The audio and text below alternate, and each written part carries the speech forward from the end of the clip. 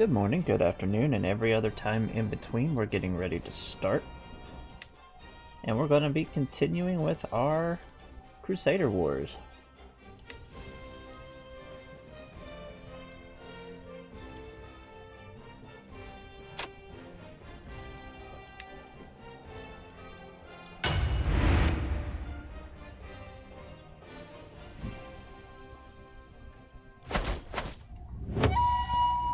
Now, for anybody who forgot, we finished off our campaign in the British Isles. Right now, Wales is sort of sitting after having a bit of a regency and a little bit of a civil war. Strathclyde hasn't been able to free itself at the moment, but being the most powerful duchy in the Kingdom of Wales, it's probably going to at one point try again. Doesn't look like the Welsh culture has expanded outside of its starting area. The Anglo-Saxon kingdoms, though, are completely independent again, and looking at the balance of power, seem to be back as the predominant power in the region.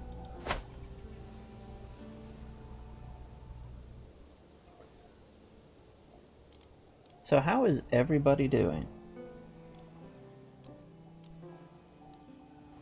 So today we have a couple of small goals. I want to capture both of these tiny islands.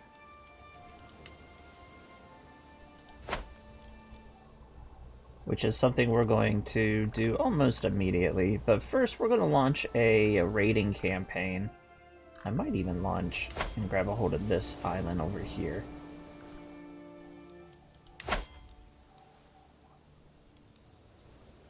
Looks like Panda can actually hold a good few, unless it's the Regent that's doing. I think it's the Regent that's actually. But we'll give them a nice little area. While our normal realm is over here. But we're going to just be focusing on raiding this area.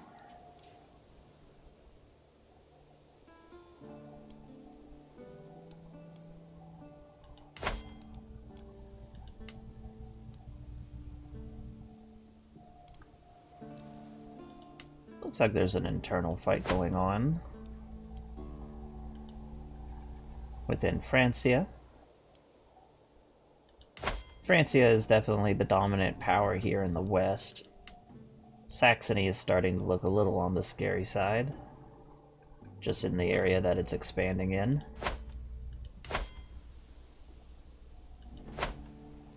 All of it's very interesting. But let's continue.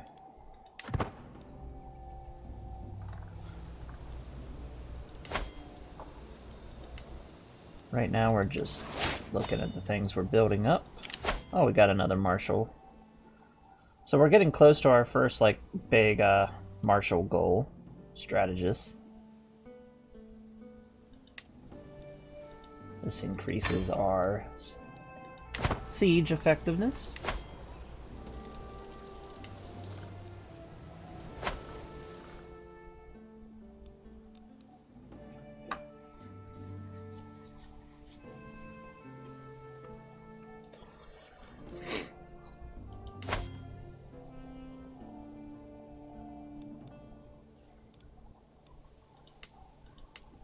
Sort of interesting what we got going on around us.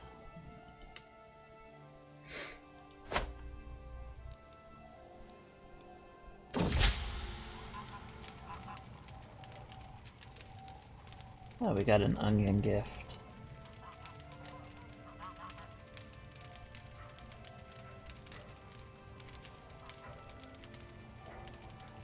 It gives us a random amount of prestige and a little less stress. That works. We always need some stress loss.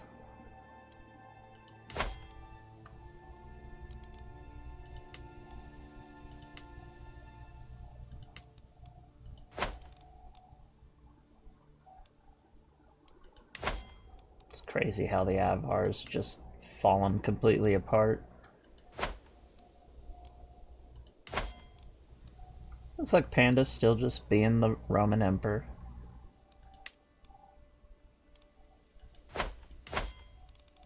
Does he have a son? Oh, and Panda's finally got a son.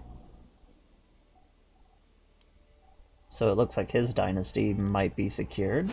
How you doing, Hypergig? Looks like one of our chancellors have also died, so let's find ourselves a new one.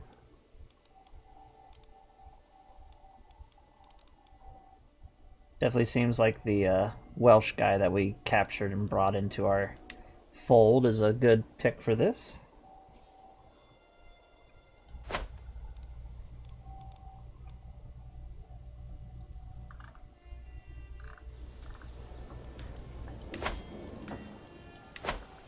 Let's raise up a force of Vikings and let's go Viking.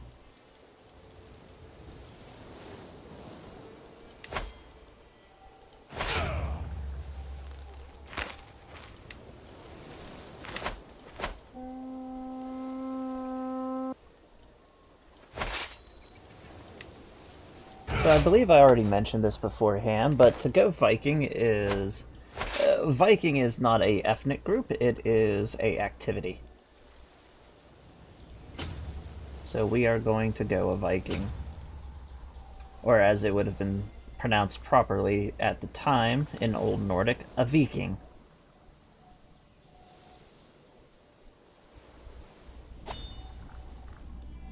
So we're just gonna beat up this entire little region. And oh, this is actually important. This is our first major, so our renown has gone up. We are no longer completely unknown. We are just a little bit more famous as a dynasty. And we can now pick one of our major logistics, basically. So this is going to benefit every character who will be in our dynasty moving forward. So we have the two unique groups that we could do from being Vikings. We have Sea Wolves, which is basically down the pillaging route. Just gives us some extra prestige from battles, naval speed, that sort of stuff. Also gives us more loot capability and maximum heavy infantry regiment size, which is really, really powerful.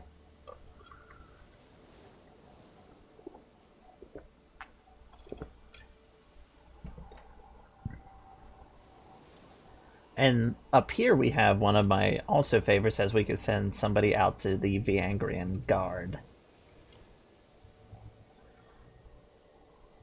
But we have customs, which just basically, it's good for combining and making new cultures, if you want to form hybrid cultures. Activities is completely new. So this gives us, basically off of our dynasty, unique forms of weddings. Just more stuff for the DLC, basically.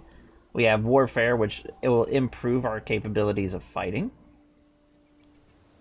Law is just going to give us some, still looks like some of the activities and control growth and stuff like that.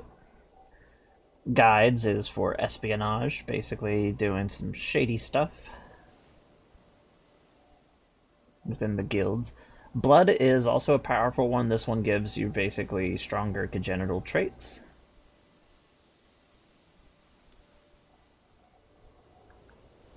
Education is, I believe, still broken.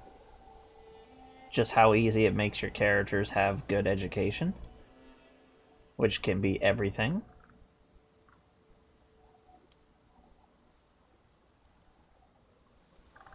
From here down, I believe it's either from Kin or Glory, is one of my mods, which just gives better stuff. Just some more stuff.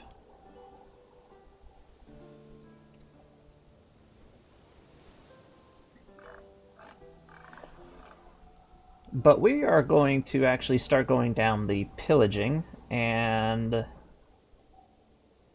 how far do I want to go down pillaging? Technically the whole thing would be decent.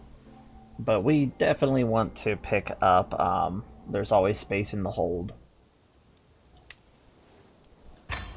Just having those 2 extra groups for heavy infantry is powerful.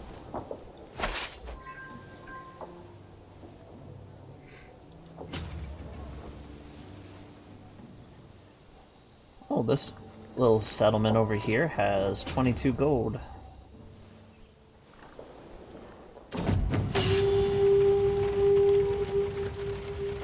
Oh yeah, bring me that plunder.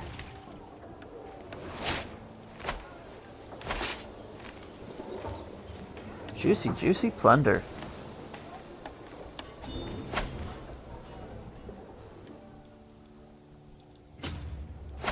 I hope everybody can hear me, by the way.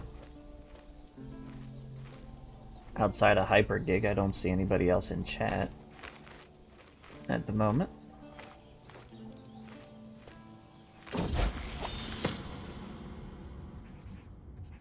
How you doing, Liz? Are you able to hear me? Everything sounds alright audio-wise. And we got a Call of War. We're just gonna accept it.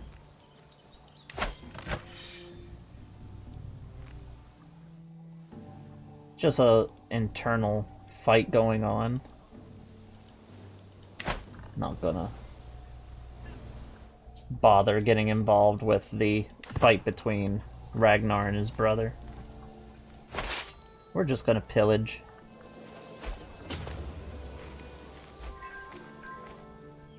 We're just gonna pillage.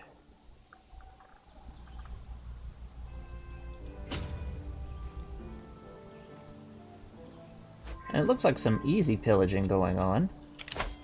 Oh, and our oldest daughter can actually get married to Ragnar, so we're gonna go ahead and let them get married. Actually, we need to check out our children real quick. Our son is 14, so he's getting close to coming of age. Our second son is 12. He's not as pressing to worry about, and the rest of our children are still relatively young.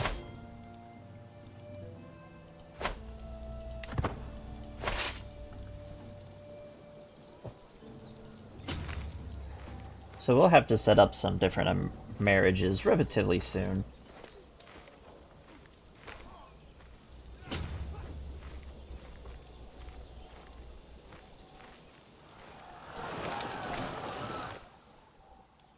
So the area that we are attacking right now is part of the Slavic cultures, so the Slavic and Baltic cultures.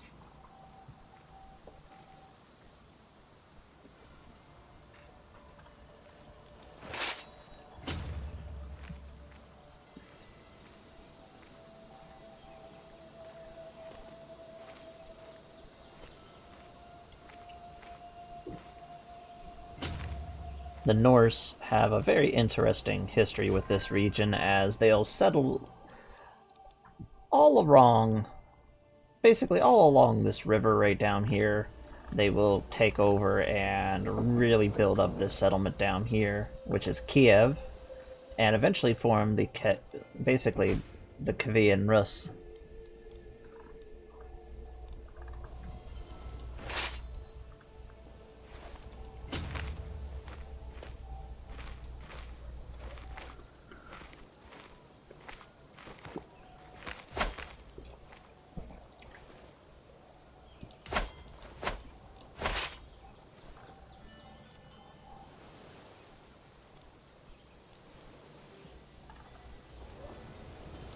Alright, where do we want to raid more?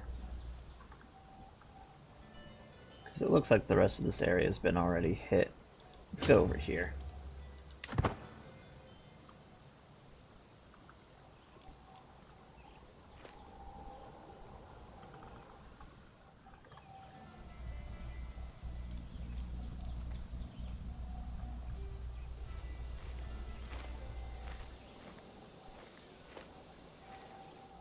And the fun thing is, we can also head all the way down here, and we can start raiding areas of Panda And we're going to do that.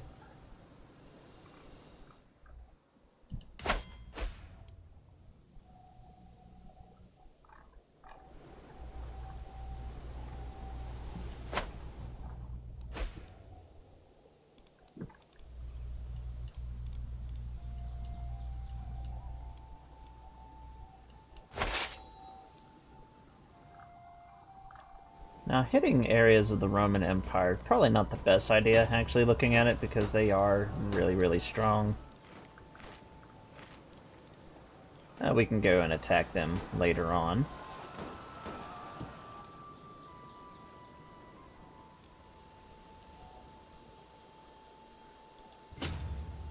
And we'll attack this settlement down here.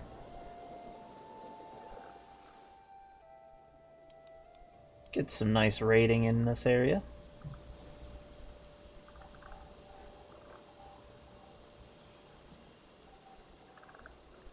Actually, we're gonna go all the way down to Kiev.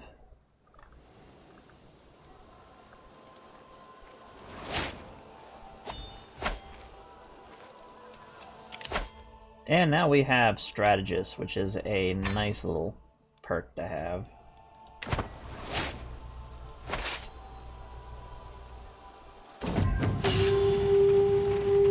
Oh yeah, bring me the plunder of Kiev.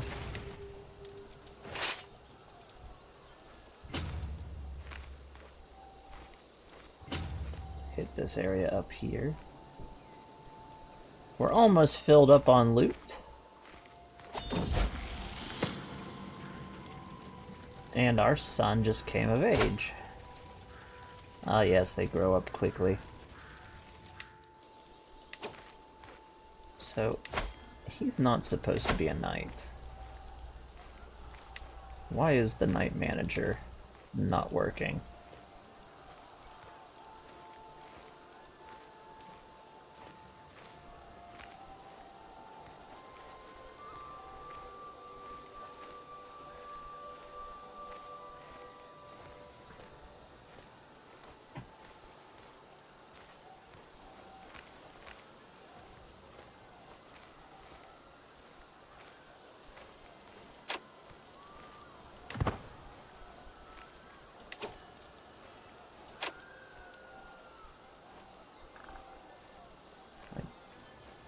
Why is he...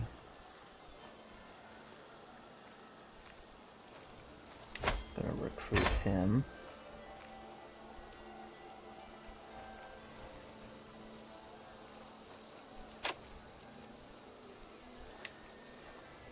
How you doing, Rowdy? And we are going to put our son on the council. He's a little bit better as a administrator. So we always want the son on our council. Lets him learn and pick up traits and stuff like that. And let's find him a wife who can help with the steward ability.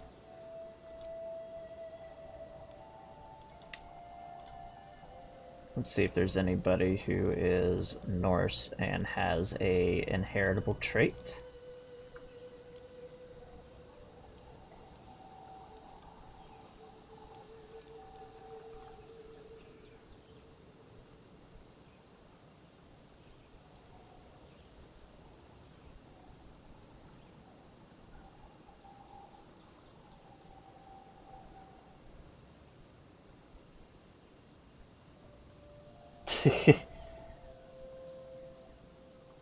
We gotta care about our character. So we have 3 possible contenders. We can wait another 16 years before our player heir becomes married, and we can get... Basically, this baby has the beautiful trait. So later on, she will become a interesting character to have in the lineage.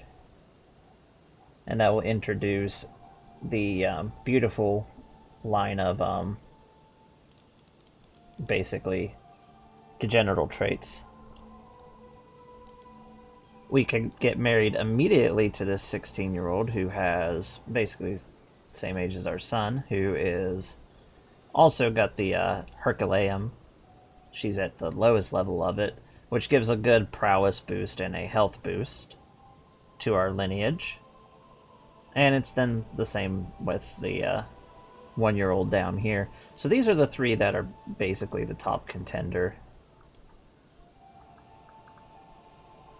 Though there is but she's pretty old. Oh, hello there.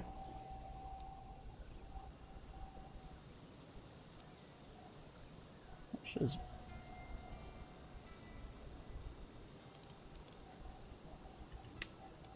I'm thinking beauty is the way to go.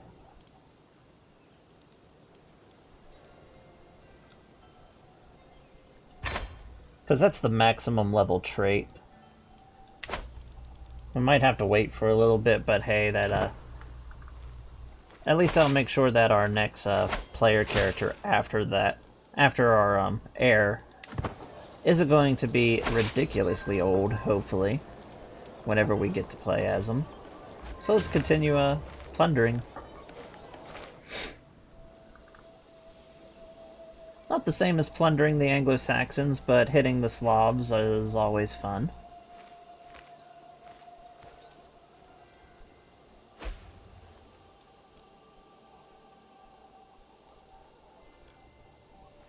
So how is everybody doing today?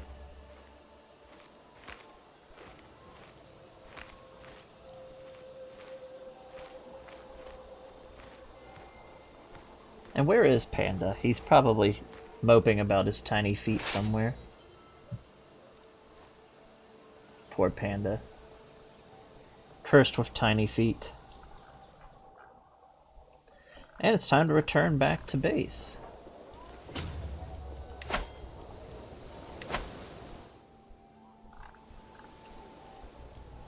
And if our supplies is still good...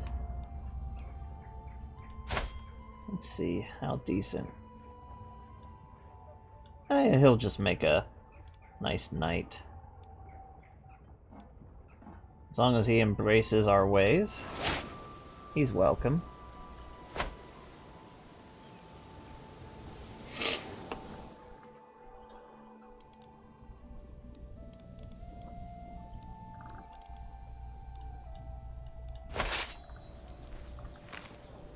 Something good about being the Norse, and basically any culture that has the ability to use the waterways, like the rivers and stuff, is we can really travel far.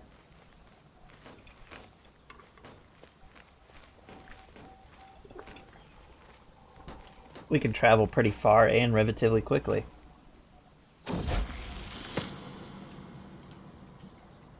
Our youngest son, Ragnar.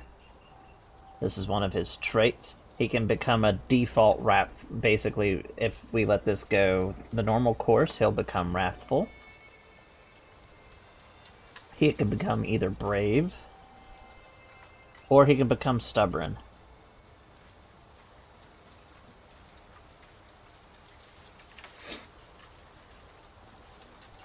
So I think we're just going to let him...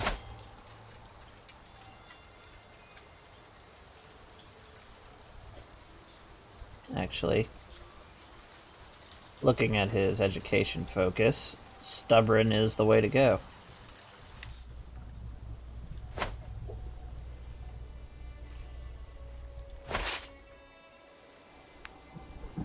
And we're just adding some more gold to our treasury.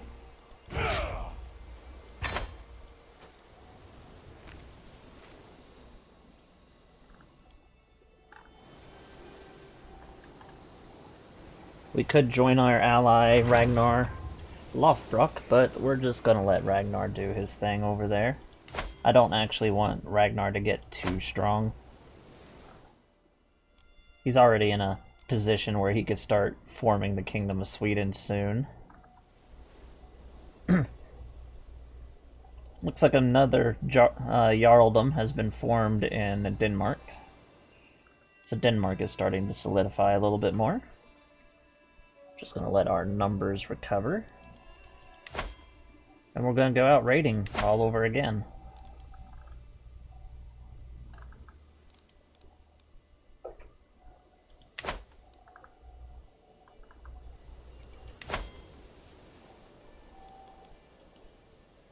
Let's see.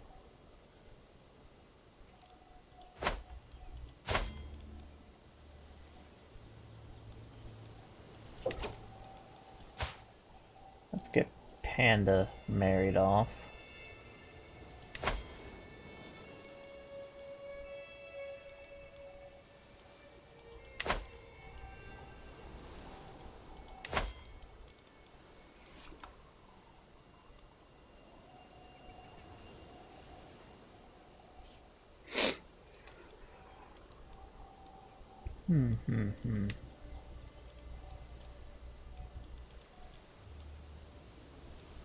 As long as they're Norse.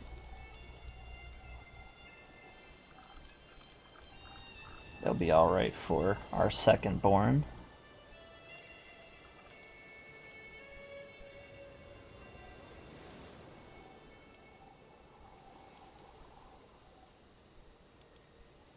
We don't want to give him anybody who will be an alliance to him, so I think this girl right here will do fine.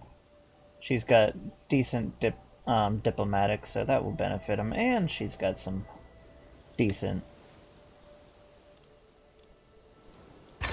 warrior trait.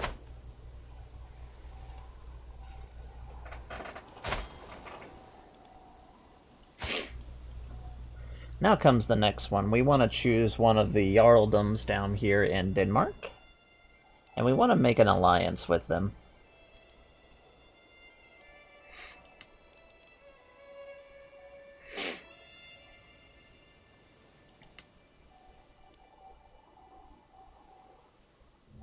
Actually, right here. We're going to see if we can get him in control of his family.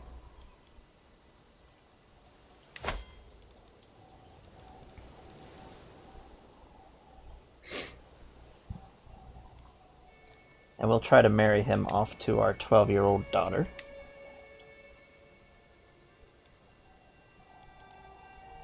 So whenever they both become of age, they'll basically become married and we'll have an alliance.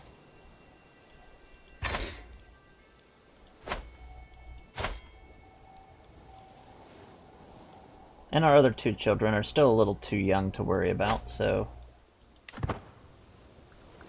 we'll see if those offers are accepted. And good. This one was. And so was the other one.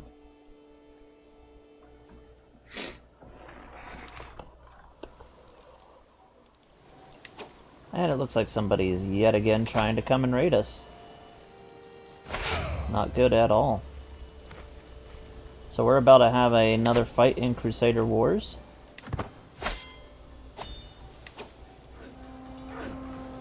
Oh no. They hit us too quickly.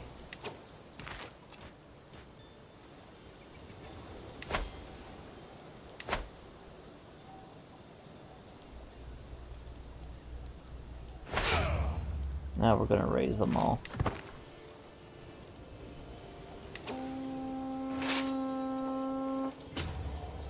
Yeah, try to raid us.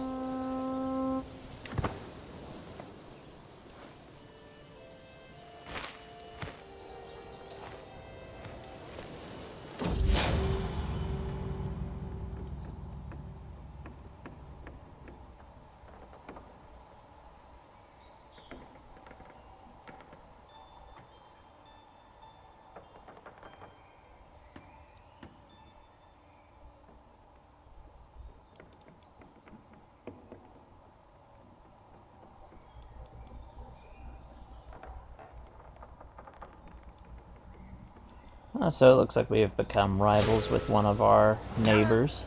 Let's see right where he is. Oh, he's all the way over there.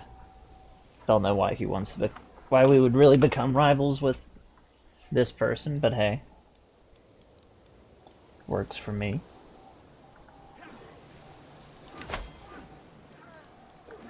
And we have a pretty big advantage in this, so we're just gonna let it be.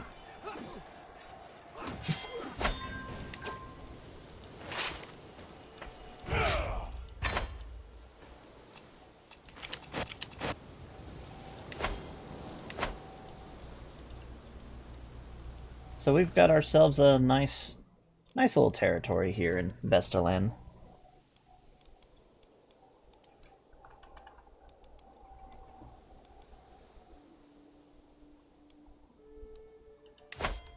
Definitely going to go ahead and grab a hold of this place.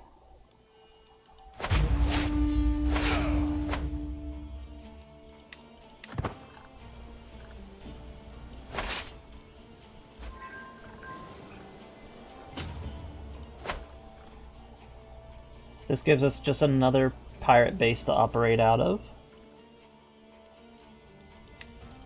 Speed up time again. Our character's getting older. He is starting to fade his hair.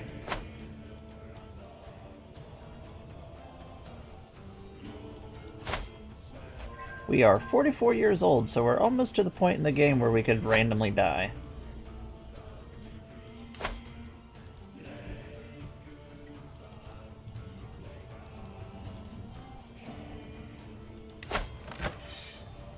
Oh no, there's a civil war going on.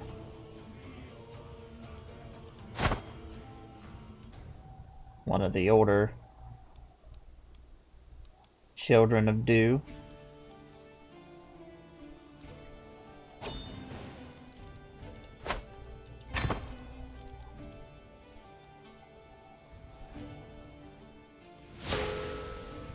Alrighty, enjoy your dinner.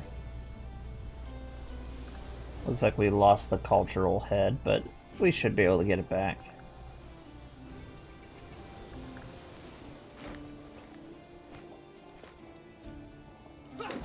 Actually, this is a little bit of a bigger army than I thought it would be. Shouldn't be much of an issue. We will get ready to fight this in Crusader Wars. This will be interesting as there's actually two different armies here, so it might be a mix of the Norse and whatever the other culture happens to be.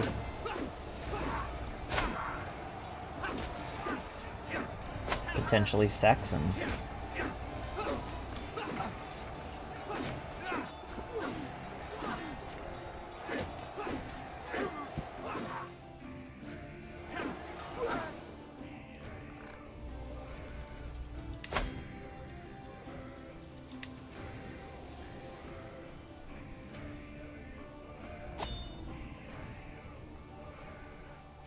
Oh, why is the...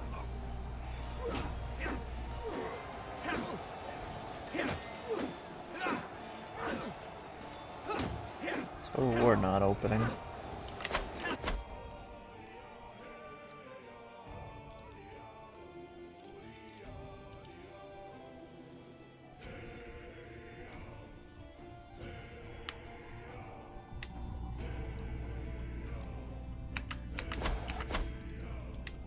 Maybe it just needs a quick soft reboot. No, it came up. That was weird. It just didn't show it coming up.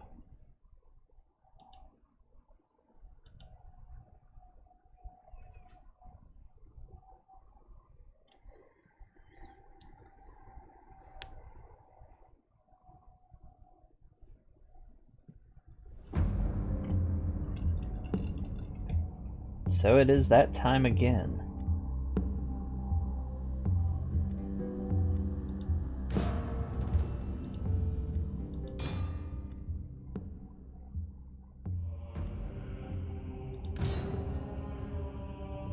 Time for some Crusader Wars.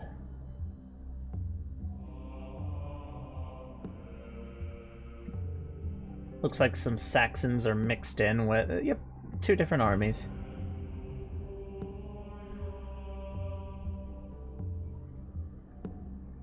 Would be an interesting fight. See how this goes.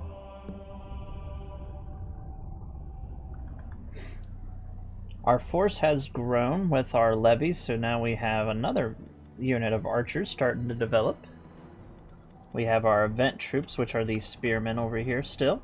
Looks like we're also starting to get another group of levy axemen.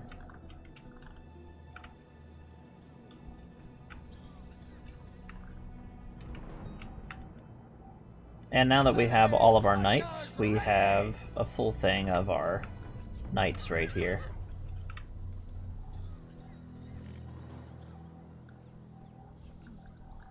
So that's good.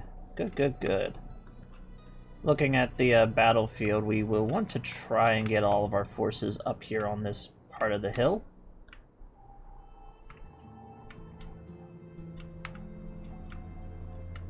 So I'm thinking we'll take our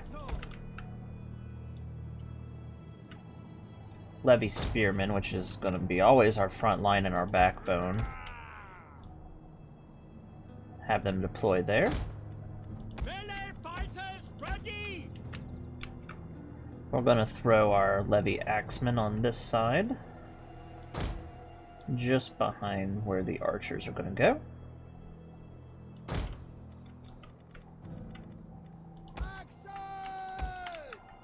Our most elite unit, our Huskarls, basically our real line breakers, will go on this side, along with our war chief. Kiefer himself will go over here. We'll have the knights on this side. Warriors eager for blood! Missile-armed warriors! Put our archers like this.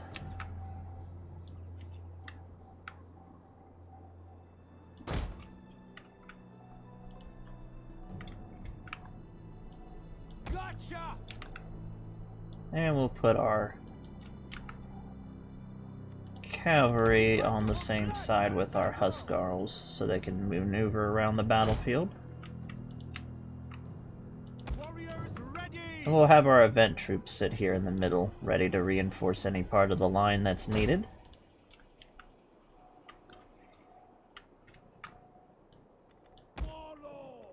And we're ready to form the shield wall and batter anybody that comes up against it. Our shield wall has proven to be quite powerful so far.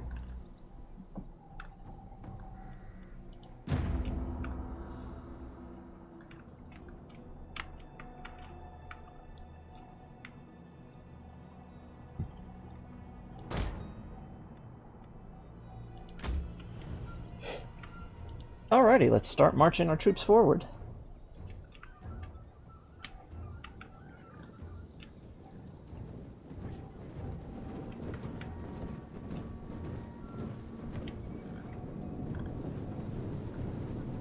We've come a long way since our first episode when it comes to our host.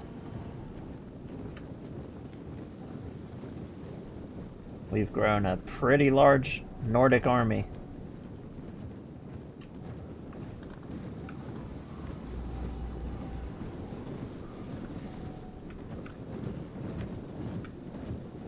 Missiles ready!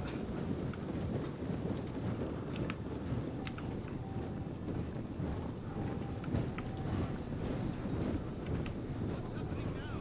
I can't see. We hunger for blood and battle!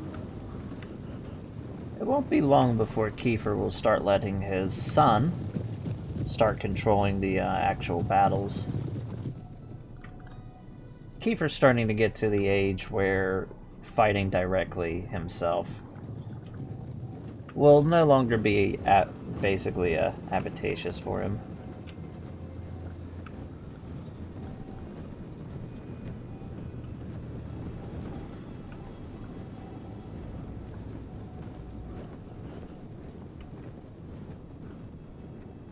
He's got the Douse the Fires ability unlocked now. That's interesting.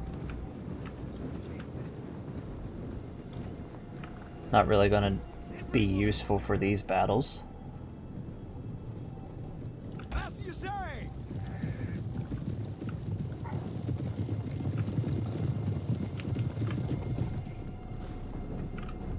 We have sighted the enemy!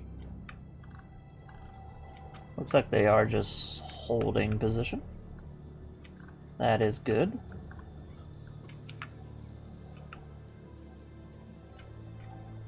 Now these aren't Anglo-Saxons, these are just Saxons. With some Nordic allies inside. And if they're gonna be like that, let us take the wall. Basically take the hill.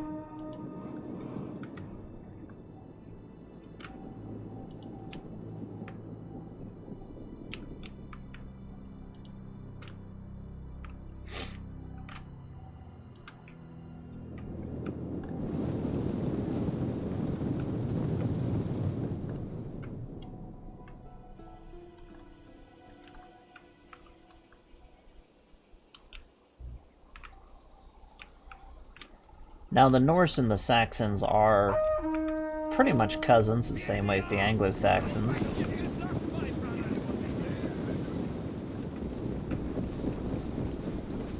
So there's the Norse units.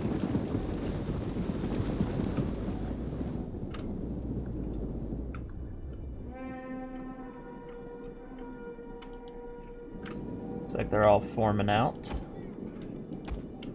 So as soon as our spearmen get into position, they're going to form a strong shield wall, and it looks like the slugging match is about to begin already.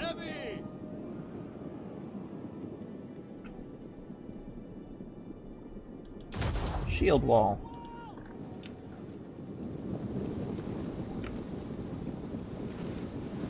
So we're in a position that's very similar to the Battle of Hastings, actually.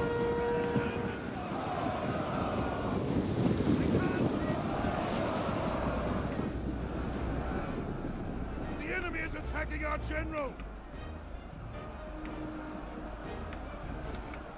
We will pierce their hearts! Archers! Ready for battle! Have them stop and go back into... Any of them! Get your shields out!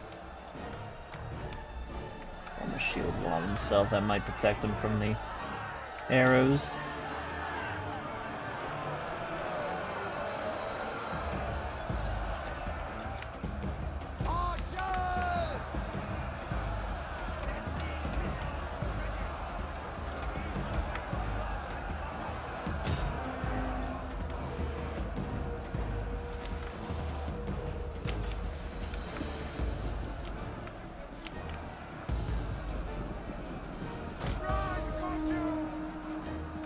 We want these archers to turn like this.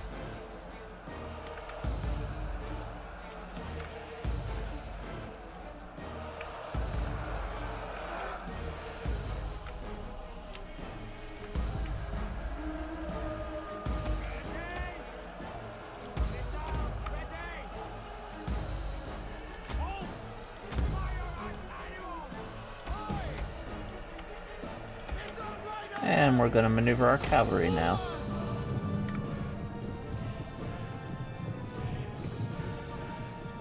We'll let the front line just sit there. Doesn't look like it's going to fall apart.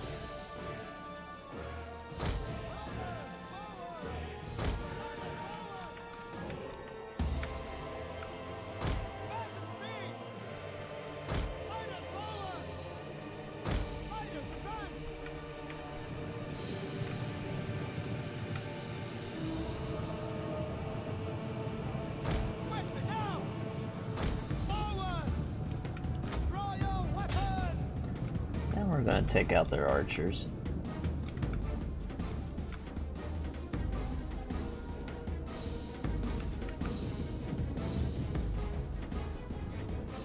And once their archers are swept aside, we'll charge into the back of them.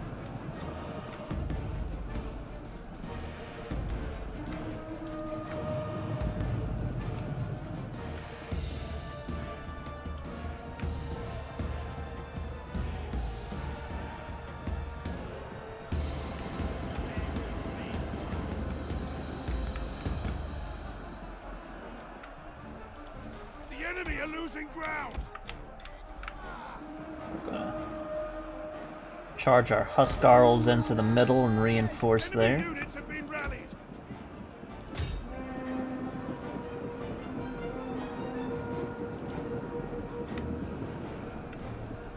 All right. Kill!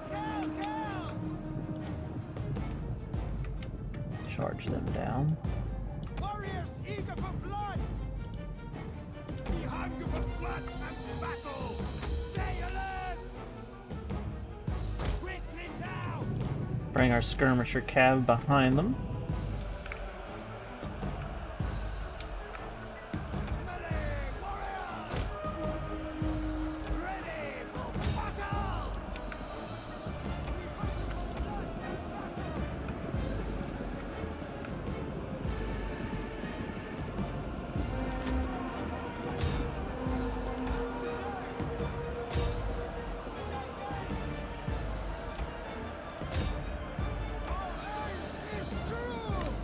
And there's the collapse of their forces.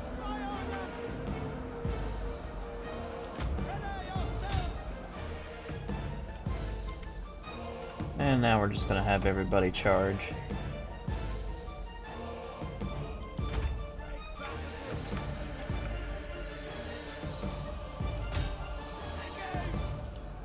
Well, except for the archers. The archers are just gonna stay back here and do their thing.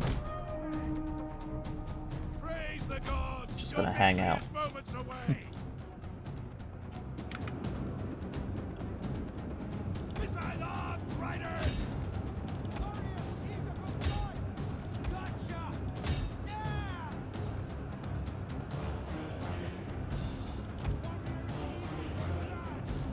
Charge down the hill.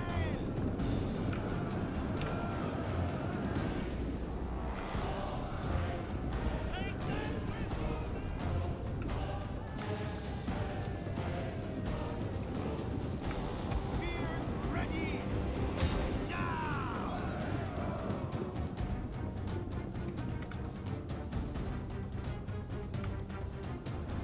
And we're just going to increase the speed since it's now just finishing off a bunch of running forces.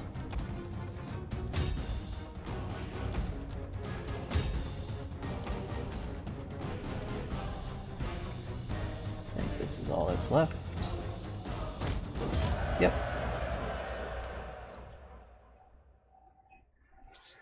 So it looks like we wiped out pretty much all of their military force. So that was simple.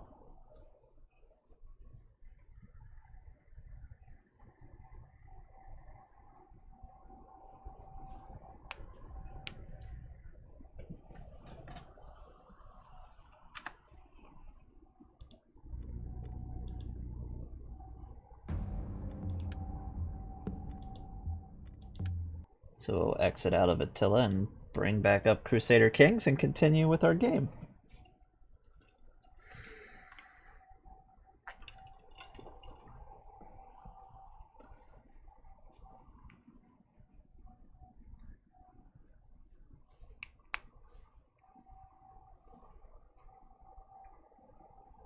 Not a lot of roleplay going on at the moment. Just doing some pillaging and some expansion points, basically, at this present time.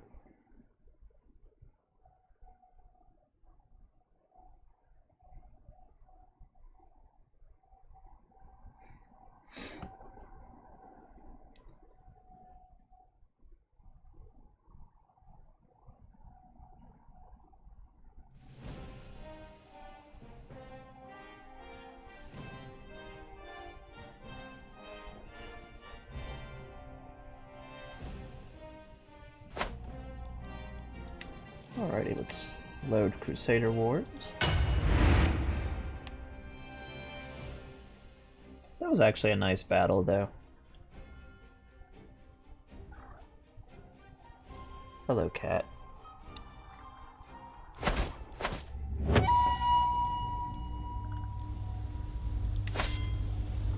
So we had a nice victory down here.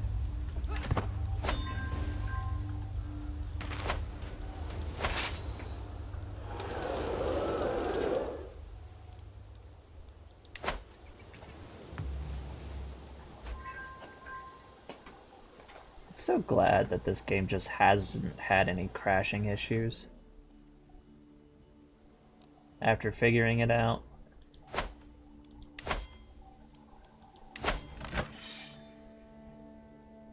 The Carlings are starting to take over the Saxons.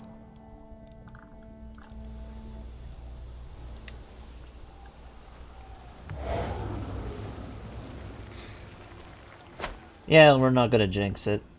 Definitely need to save.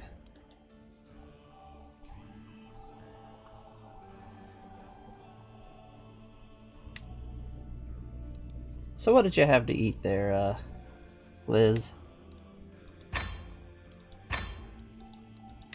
If you want to promote yourself, by the way, Liz, I don't have, like, the commands for a shout-out, so you just have to put a link in the chat. But Liz is also a streamer. She plays Forest Fire Simulator.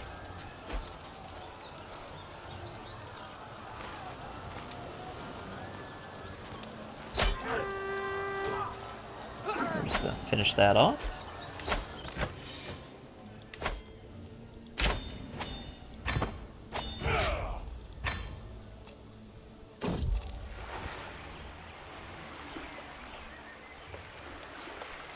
Now we can get some dread. And we're just gonna take the gifts.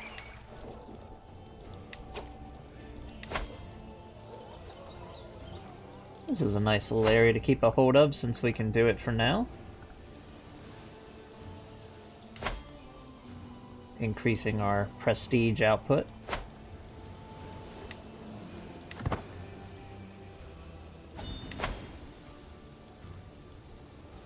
Still...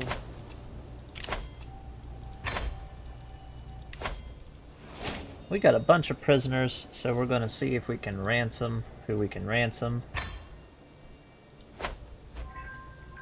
We've retaken the cultural head.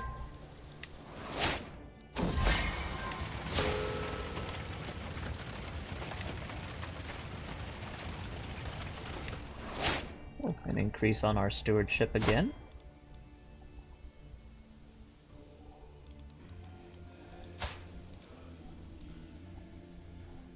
Look at that mustache. We can use the barber shop, and we're gonna take a look at his hair.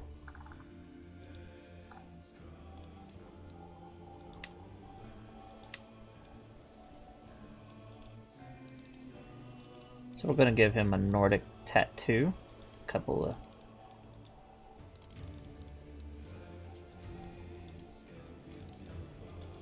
Let's give him a fine beard. I say the Huskarl beard. Remember, our primary son and our next character is a zealot. So he's very devoted to the Norse pantheon.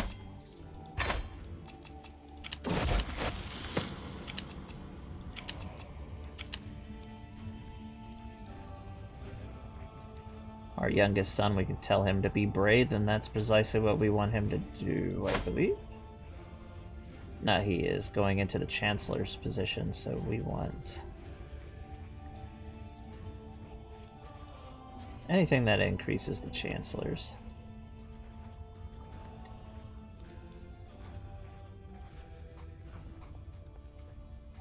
He could also be a zealot, too. Let's make him a zealot as well.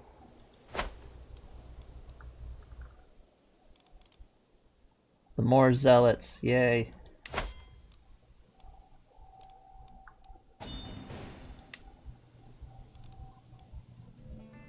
Francia is starting to become more and more interesting inside.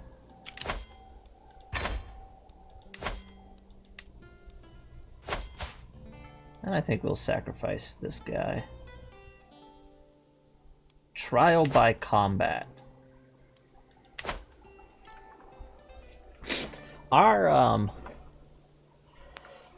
Okay, this is interesting. We could die here.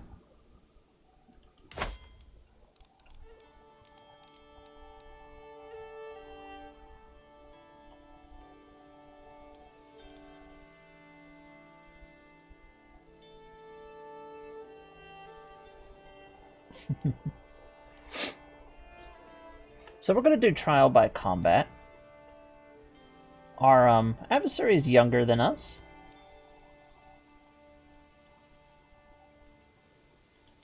Pridborn is ready to take over, just in case. He's not, vengeful. So it'll be interesting to see exactly what happens. But we're going to accept this battle and see what happens. We're going to slow it down.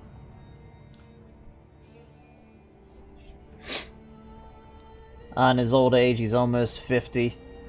Look at his tattoo. So in Nordic culture, this is the Holmdide.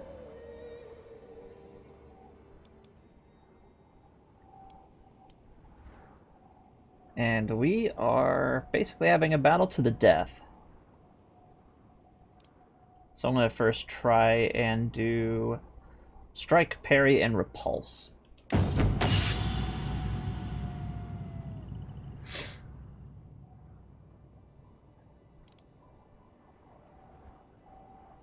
And we're going to make an example of him. We're using our special trait, the Viking.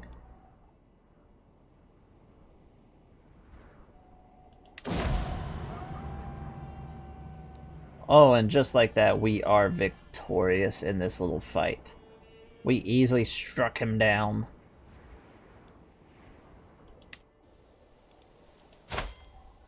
So even though we are old, we still have a decent prowess score. And I think this is worthy of a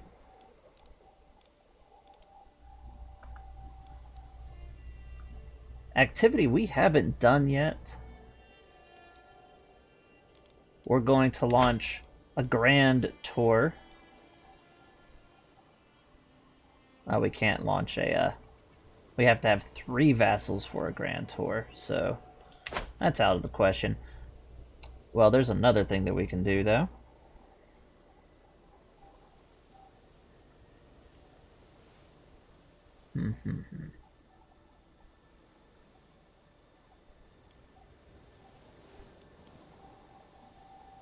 I think we're gonna have a feast.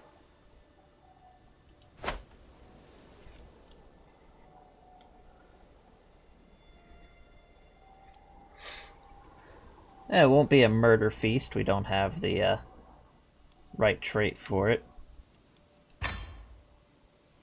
Where shall we have our feasting area? Has to be in a grand hall. And we're just going to have it right here in our capital. Our honorary guest. Do we even have an honorary guest that we want to bring into it? Doesn't really look like it.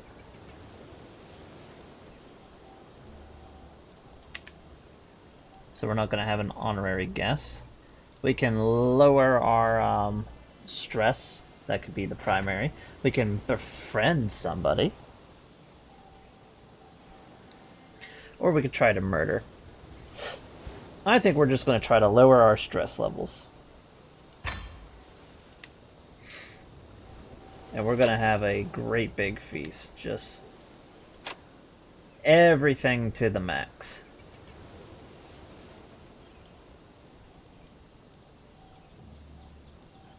And we're going to start our feast.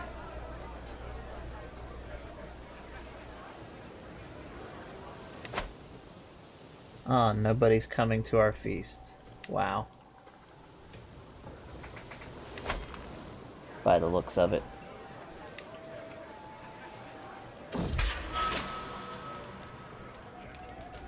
Justice is served. We killed our rival. That is right. Really, nobody wants to come to our...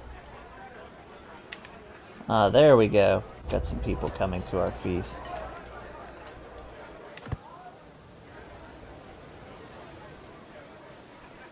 I was gonna say he's gonna be really sad. Hi, cat.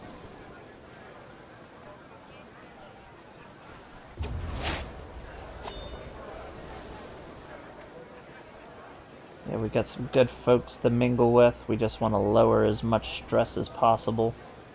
Oh. This one gives us a minus 100 stress. That is perfect. Gets rid of all of our stress in one go. We could pick up another perk.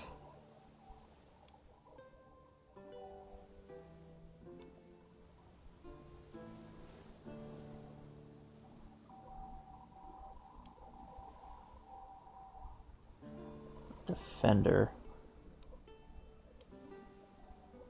We want to increase our knight effectiveness, to be honest. And now we want to go into a different lifestyle. We want to go into the diplomatic. Sort of just go into foreign affairs. That sounds nice. Try to pick up diplomat. That actually the main thing I want to pick up is groomed to rule. That just gives a flat +1 in all stats.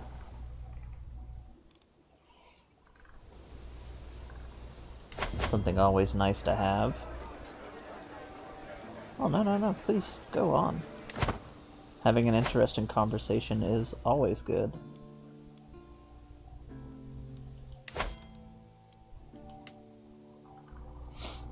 Looks like the Isles are starting to...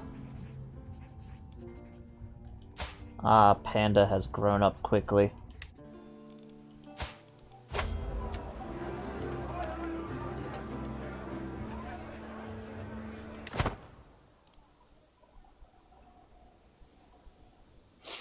Now he just has to get rid of his regent.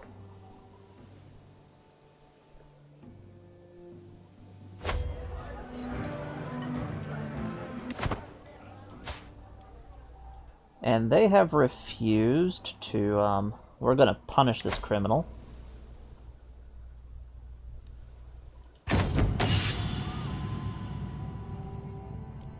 And we're just going to battle her to the death.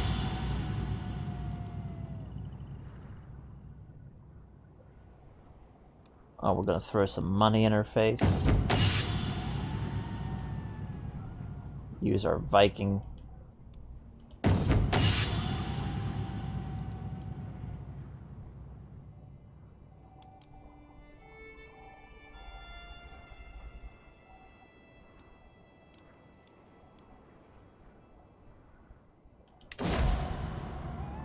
And we have defeated her. And now she goes to jail.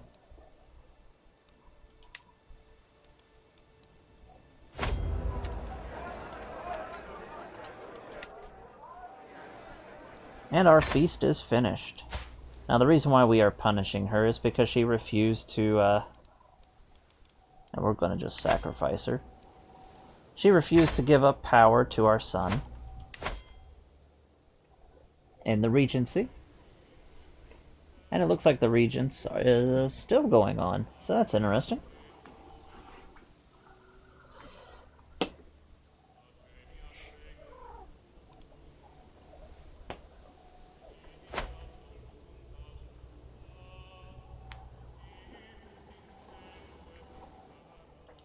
Have to forgive my cat if you can hear them.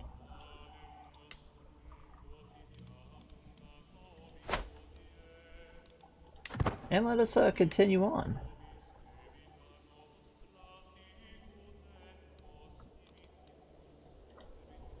We might be seeing the beginning of the dissolvement of the Abbasid Empire.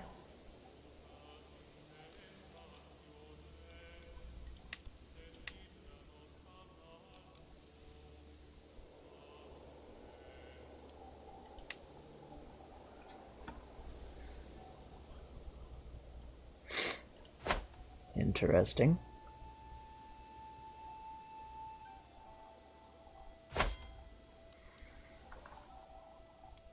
Sure, I'll purchase a truce. I don't want to attack them anyways.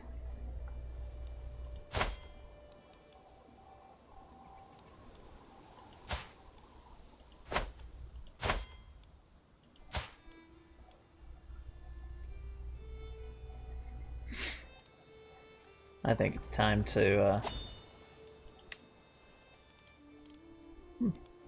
Still has his regent. They must be fairly entrenched. And we can raise a rune stone.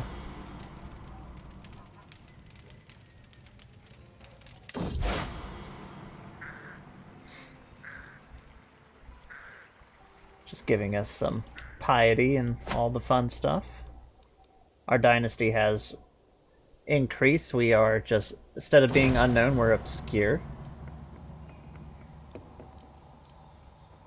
Oh no, we're being haunted. This is an interesting event. So Sigurd the Ring, the ghost.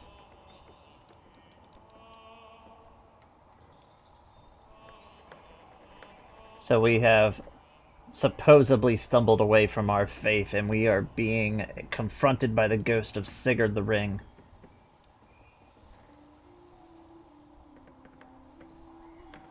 Telling us to repent.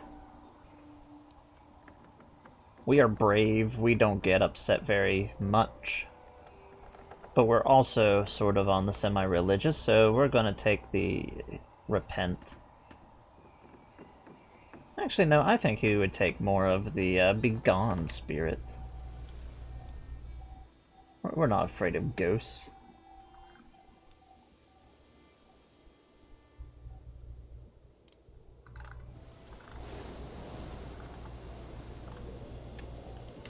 You know, Rome down here is looking mighty juicy. Mighty tasty.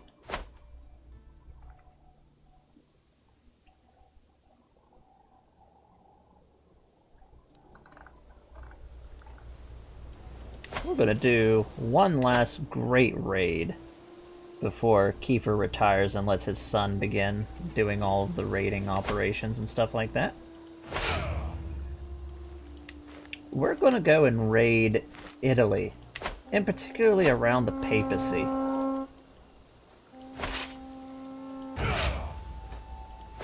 We're going to Rome.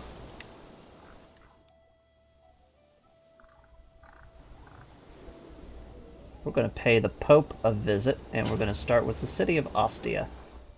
It's a fair way away. We'll be out of supplies, so we've got to be careful. So we're probably just going to hit Rome itself and maybe the Vatican. Just some area around here.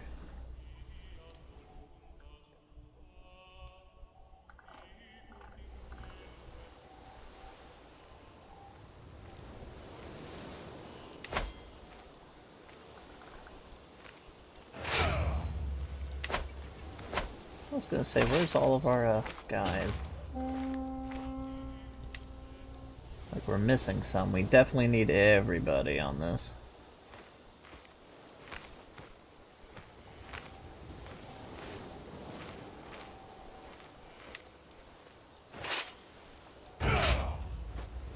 Because the Pope's army is going to be no joke.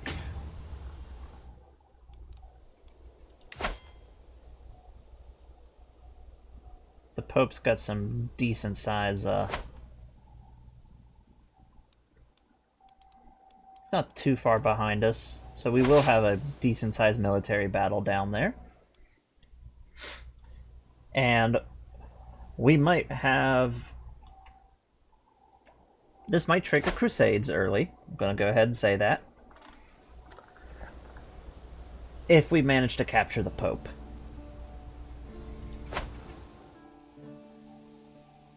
We might even kill the Pope on the battlefield. But if we capture the Pope and sacrifice him, it'll be bittersweet. Because it's going to cause a lot of issues, but hey.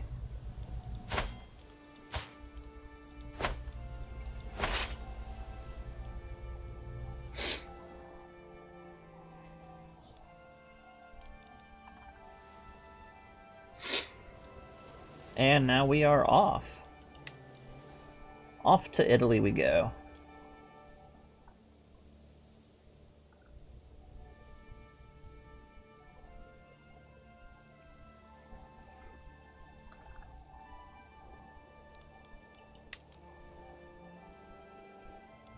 fun to see Saxony still stay basically part of the basically the Norse.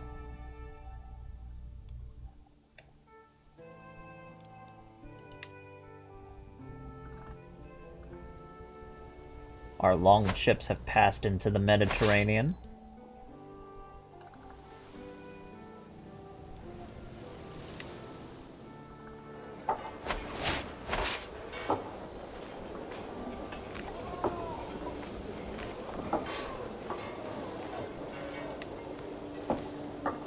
And it begins.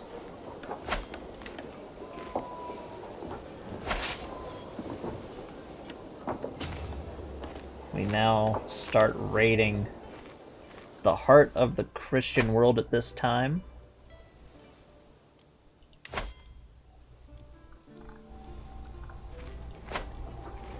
And one of the most richest and prosperous, well, it's a mere shadow of what it was beforehand. But yet again, Rome is going to be sacked. Except the Bulgarians are still...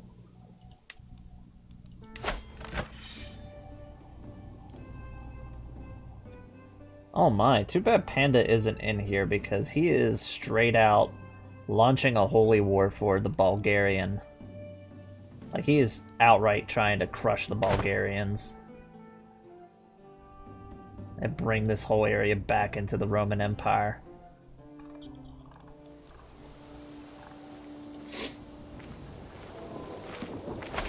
That's going to be interesting to keep an eye on.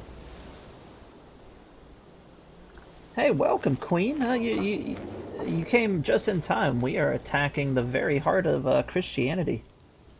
We're attacking the Pope directly. Seeing if his armies come out to say hi and try to fight us.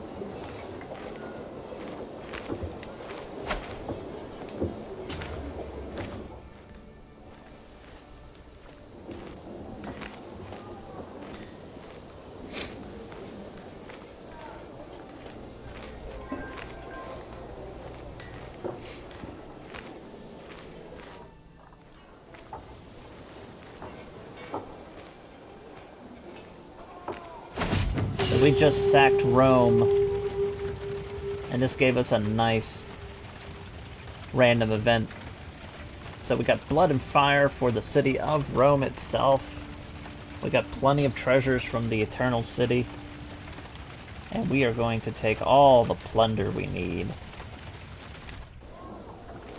Now let's hit the Vatican itself.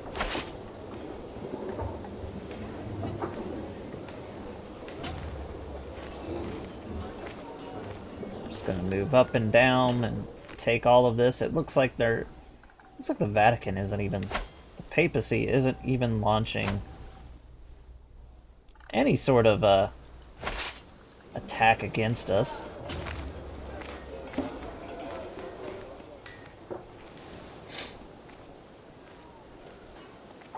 This is supposed to be one last great raid before Kiefer retires and let his son take over the family business of raiding.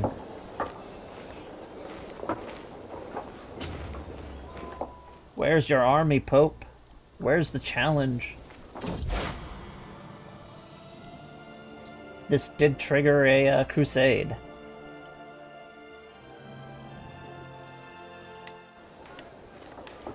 So we have triggered the Crusader era by doing this, which it could be problematic.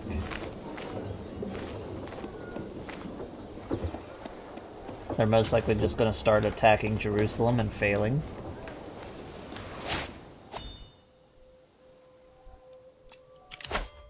And Groom to rule. That way we'll get... all of our children will get some extra traits.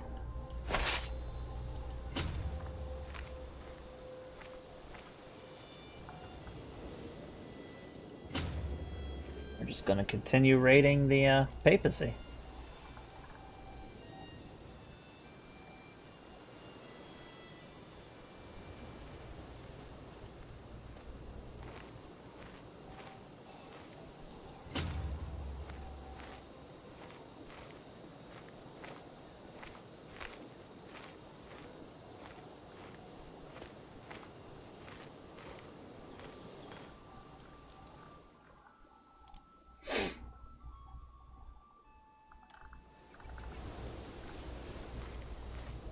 The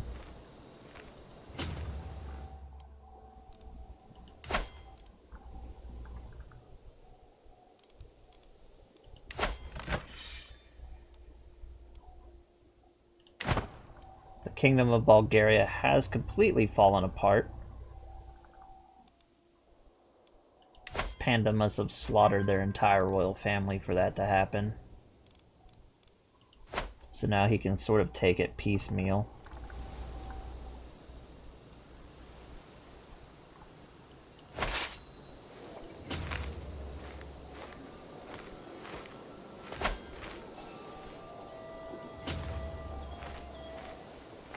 Yeah, he's actually having quite a bit of success. It's too bad that Du has passed away, but we can keep an eye on his dynasty. Why the Roman Empire is actually busy, though, we should just go ahead and hit some of their settlements in the area that are worthwhile. So I'm thinking if we go down and hit Salerno and one of our daughters have come of age, so we can let her get married.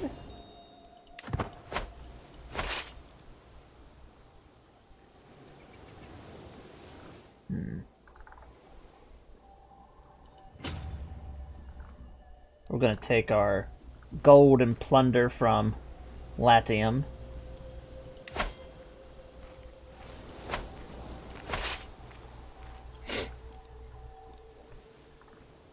We're going to hit one of the major cities in Sardinia.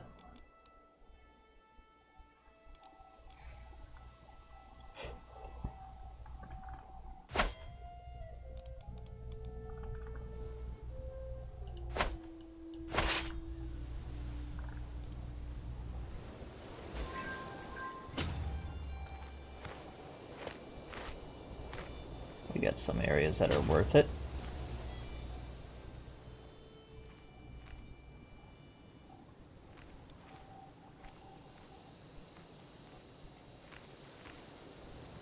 Yeah, unfortunately, dude died in this. He had a seizure. He was a possessed lunatic, so it was kind of bound to happen. More plunder.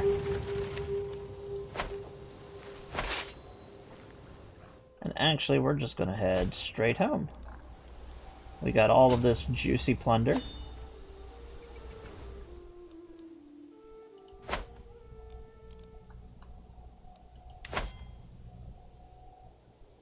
The Kingdom of Estonia has formed, actually the Queendom. And we can marry off our other daughter. What about our other children?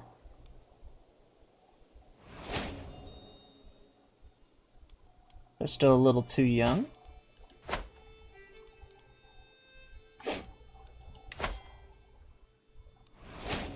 How are you doing?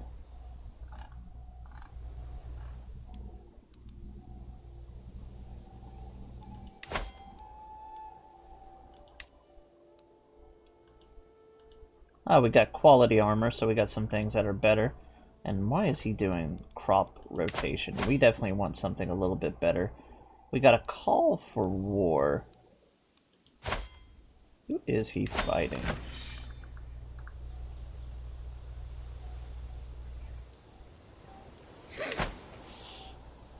We're just going to ignore that because he's trying to expand more down this way, and I don't really care for that. So we hit a little bit of the Roman Empire. We attacked the papacy. Got a lot of gold and treasure from that. I was surprised the papacy didn't bring out their army to try and stop us. We did trigger the Crusader era, so that could be a problem for us. Most likely they're just going to target the Abbasid Empire. Panda has slaughtered the entire royal family of Bulgaria and has caused it to basically crumble. And now he's going to be taking over the tiny individual counts, bringing them back into the Roman Empire. Look at Panda go.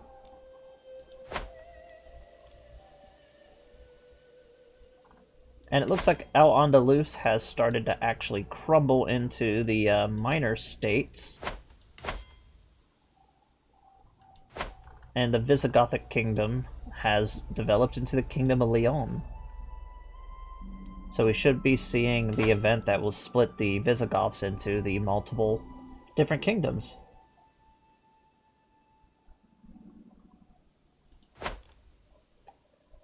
Well, yeah, we could always settle and form the Russian Empire. Basically the first Kievan Rus. Only problem I really have with forming basically the Rus is when the Mongols come, we're going to be like right in there, like right in the thick of it. It can be very problematic. I mean, it's doable, and we have plenty of time before any of that happens.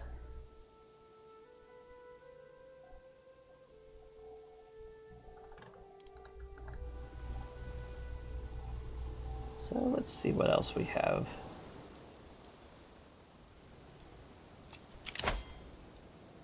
I will accept his call of war, but we're not going to help him.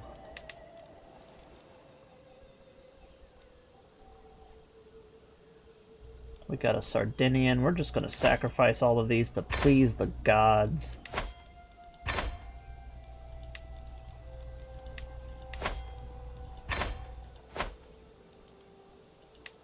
And from a roleplay point of view, with Kiefer getting old, he's 48. In this time frame, he's definitely an elder.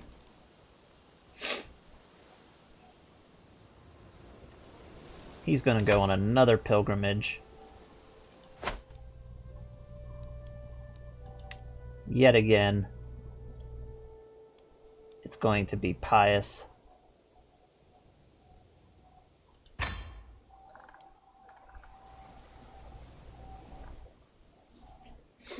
And it's going to be a decent pilgrimage. We're going to start going for Upland. Then we're going to hit over here at Pribhelm. Then we're going to go to North Riding, basically over here in York. And then down here and then back. Basically a nice, large pilgrimage. Let him see all of the holy sites for Norse paganism.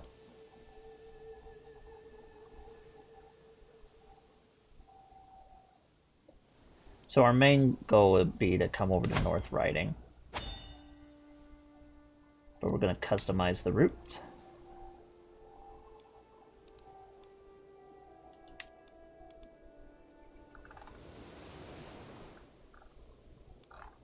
And we're going to start by heading up to this settlement up here.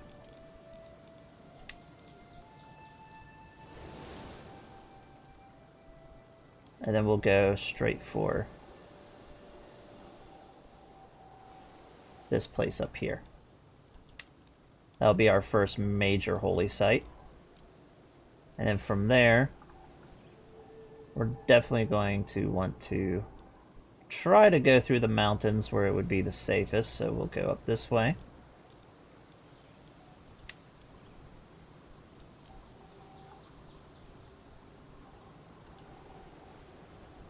And then we'll go up through here.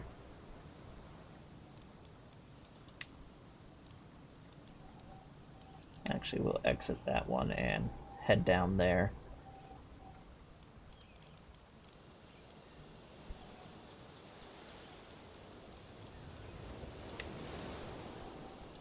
And then to Upland. And then from Upland,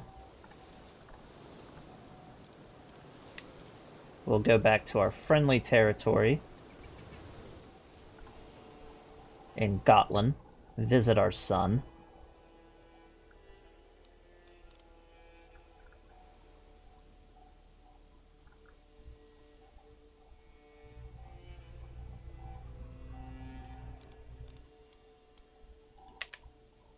Now, where is the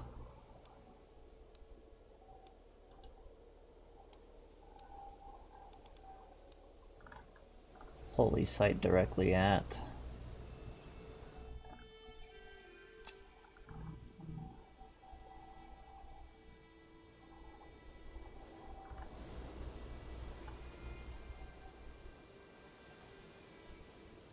I don't remember right where the holy site is in Saxony is.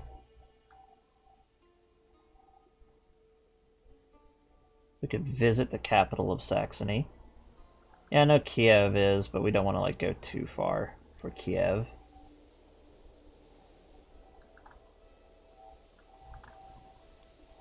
It doesn't actually show the holy site down here. So I don't think it has a cathedral built. Instead of going to the holy site down there, simply because I can't find it, we're just going to visit the capital of the Saxons themselves.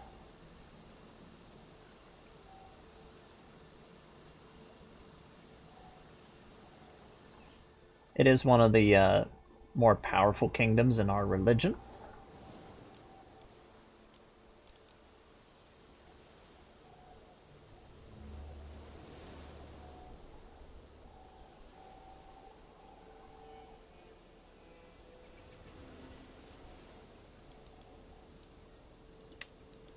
And then we're going to have a stop off here in the Isle of Wight, which we'll use to head up to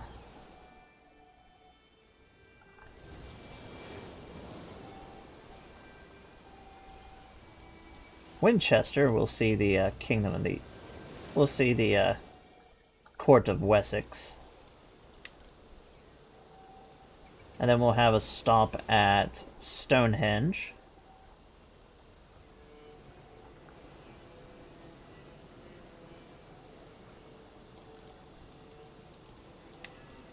We'll pass through an area of Offa's Dyke.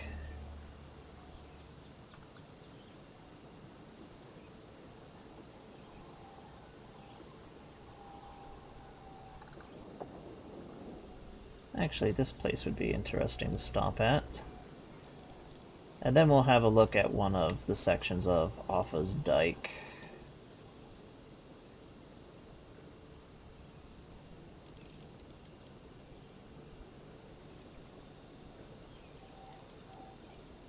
Oh, the area's too big. Darn it.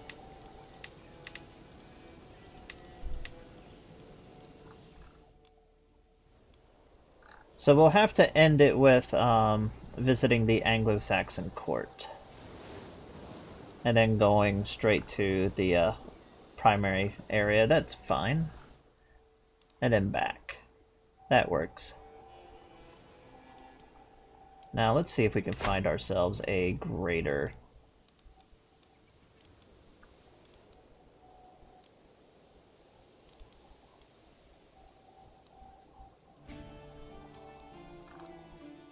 Looks like this person would be the best for the caravan. Defensive capability.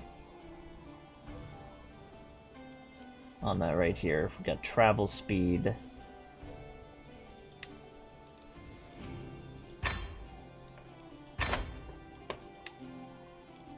We're gonna hire, we're gonna need an expert captain for this. And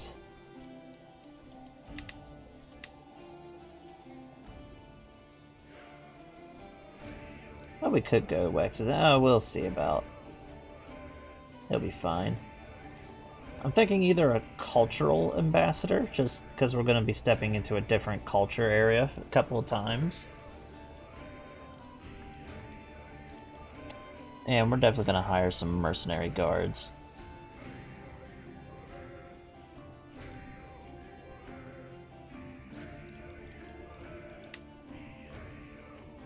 And we're going for zealotry.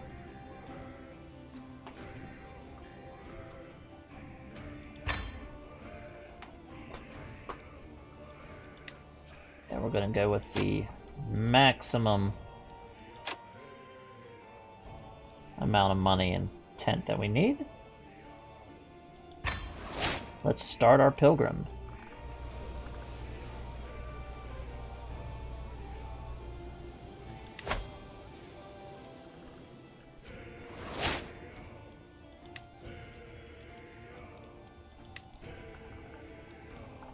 Let's see if we can...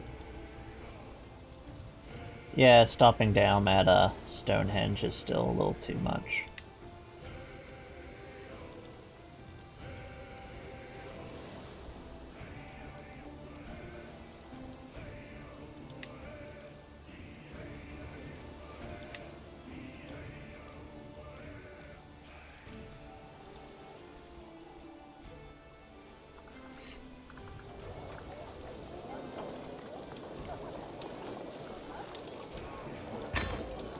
So we're just going to keep going with the route that we had beforehand.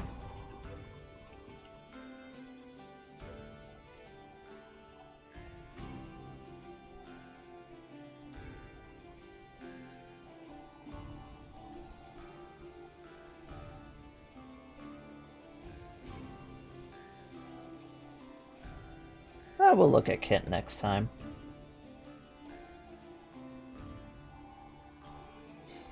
We'll see you later, Liz.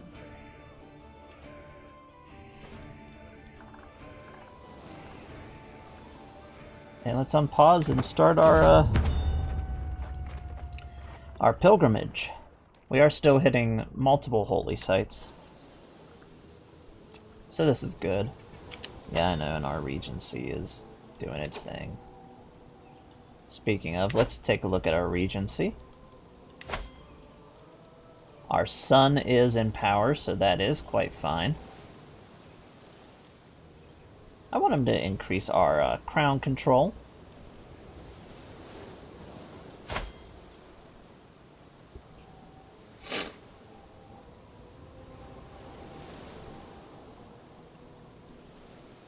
Our son will be a very decent regent. This will actually give him excellent experience.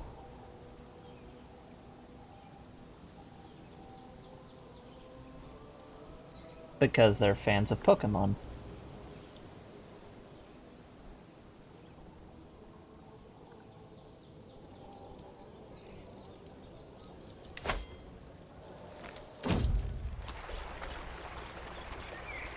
Oh, we found a travel shortcut.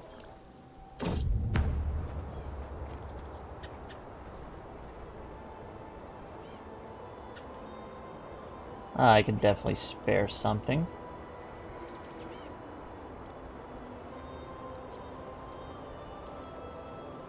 He's a heathen.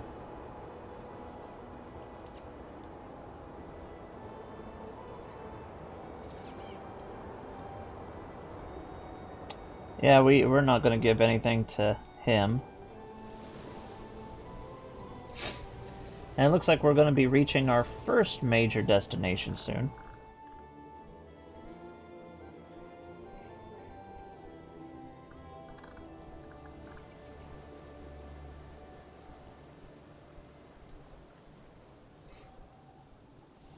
That didn't trigger any event. That's crazy. But it looks like we'll get our first major event over here whenever we get to,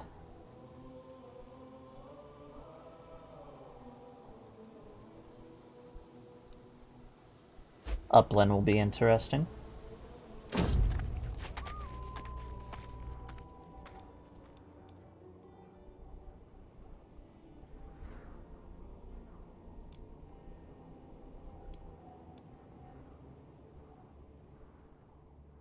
We could have good omens or bad omens.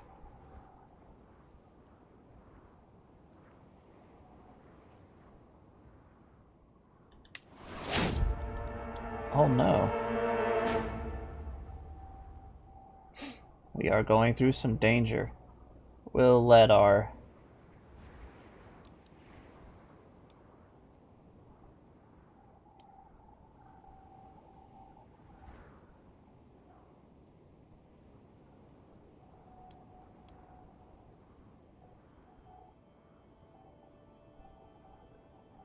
We'll be delayed by 21 days, but let's let him heal up all the way.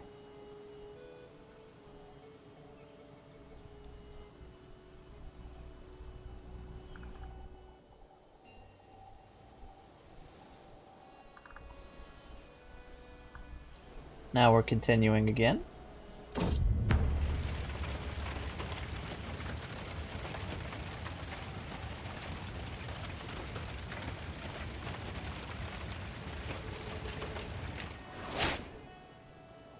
Yep.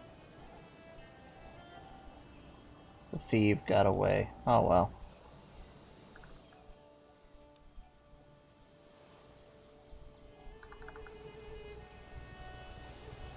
Looks like we'll have our first major event coming up.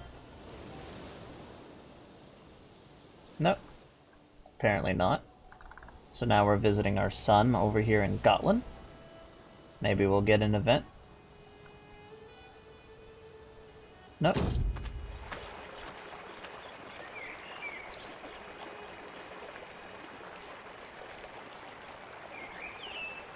We'll lose a little bit of rest.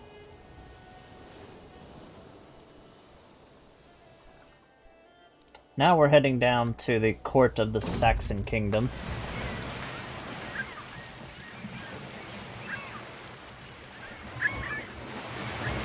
Ah, we found a derelict ship. There might be something good in it. We could get something of value. Let's investigate. Ah, we found nothing, but we got, unlucky on that one.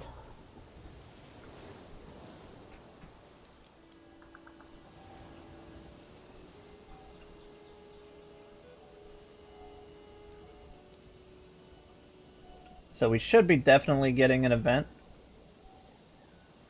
This is the court of one of the major kingdoms in our area.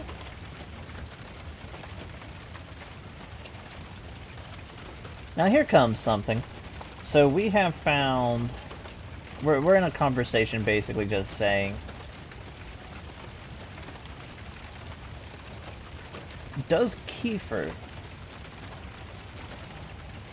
have full-on hate for people of his... Basically, people that we view as bad, just non-faithful? Or do we just kinda, you know, they're not all bad. So do we hate everybody who's not worshipping Odin and all of that, or do we just kinda not hate them all? He's not a zealot, so I'm gonna say they're not all that bad.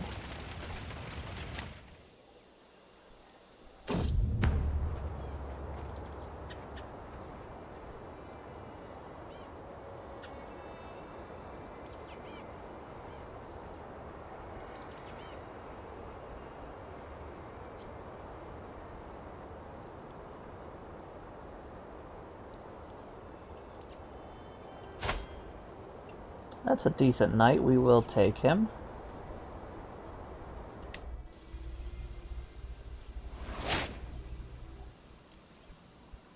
Ah, we got monthly lifestyle experience just from visiting that court. I was hoping for more of an event.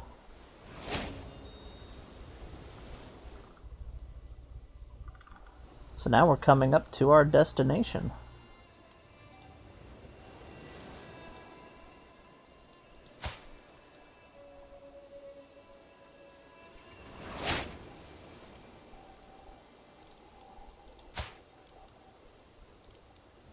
Let's check on the region, see how it's going.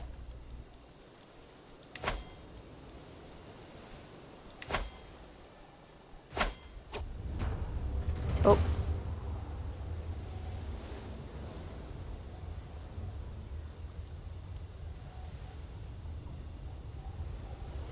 So we have walked the holy path.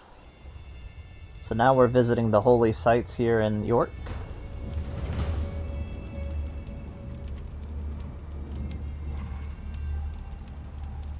Yeah, she can go off and become a monk.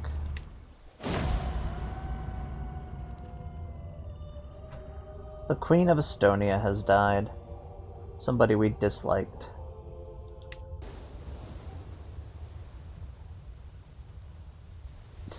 We hate everybody equally.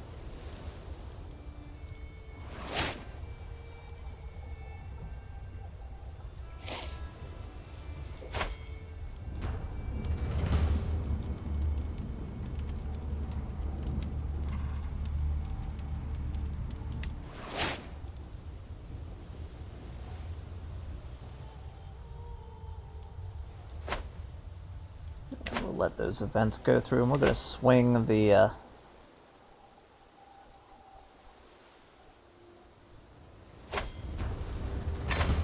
power by using our hook on him.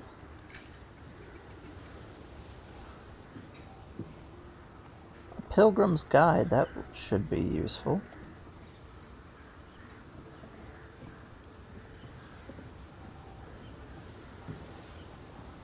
We could become more pious, but we have a lot of piety. We're not a religious icon.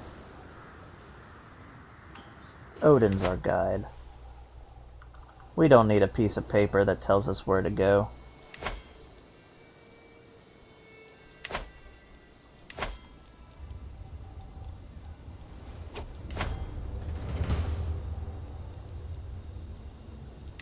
And we are on our way home, finishing the pilgrimage.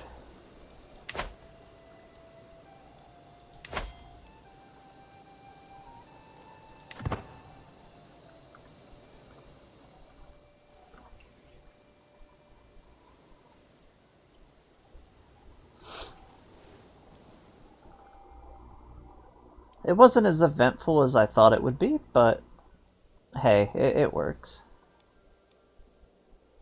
In retrospect, we should have visited some of these other, like, little sites.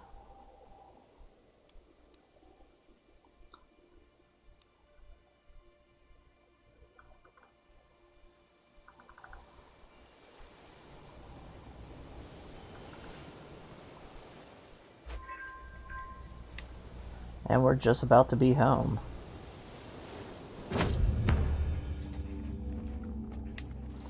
And our journey is over.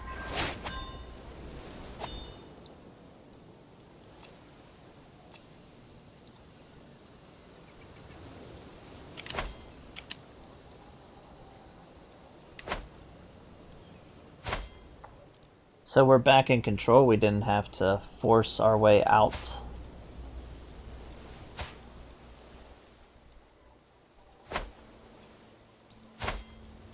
Oh, no.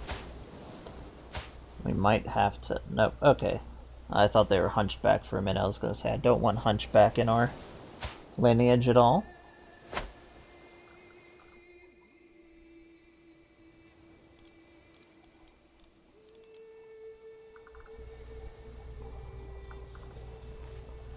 Looks like our ally is unfortunately being battered, which it's fine. I don't want them to expand too much. Ragnar Lothbrok is wounded and not doing much, and I didn't notice, but we've already crossed the 800 mark now.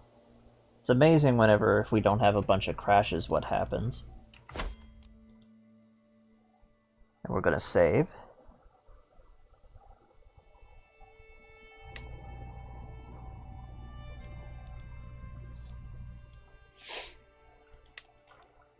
Oh yeah, we do a lot of heavy-duty raiding.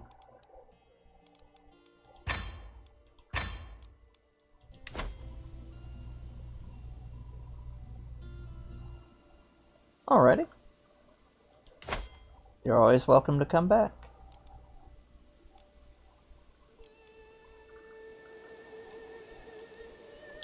So it looks like the Abbasid Caliphate is definitely having some issues. An internal civil war going on. The Caliph is trying to reestablish proper control.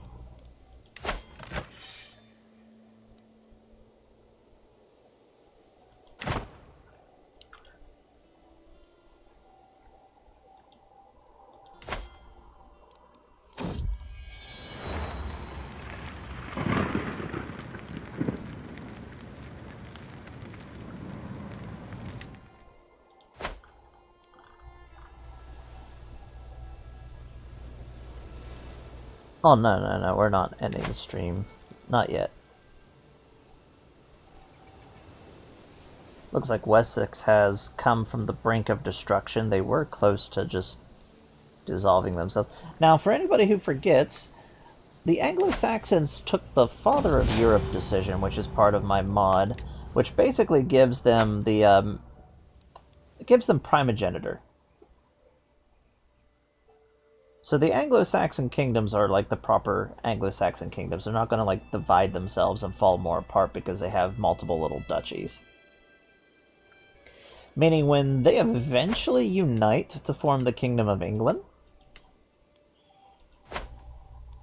whichever one of the Anglo-Saxon powers is going to have a decent... When did this happen? Hold on, this is a major event.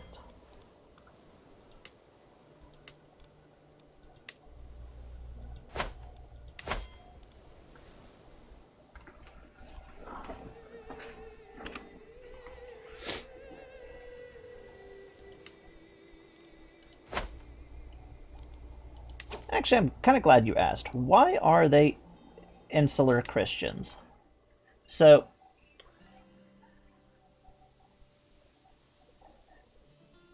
the brand of Anglo-Saxon Christianity wasn't quite 100% Catholic. It was sort of their own, and the closest to it is insularism.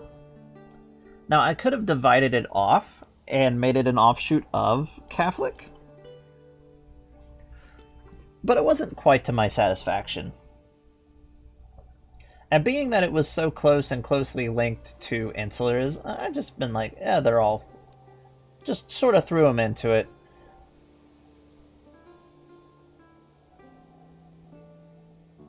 Because their version of Christianity was a lot closer to basically what we would see in Scotland before they switched over to proper Catholic.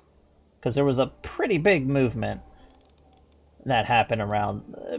Basically, part of the reason why the Pope even gave Duke William the whole right to go in and invade outside of, you know, he had a proper claim and stuff like that, was that they weren't quite aligned with the Catholic Church the way that they wanted. It's like, yeah, they were Christians, but they weren't the right Christians. They weren't satisfying.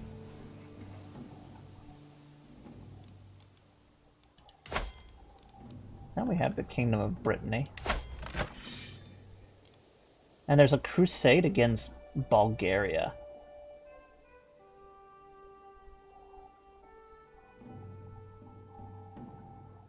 And the Crusaders look to be losing against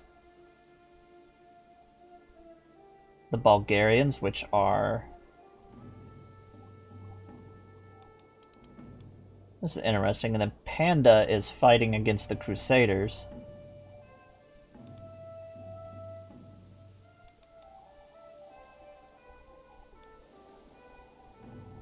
Okay, this is interesting. Yeah, we could start raiding and attacking, gaining more,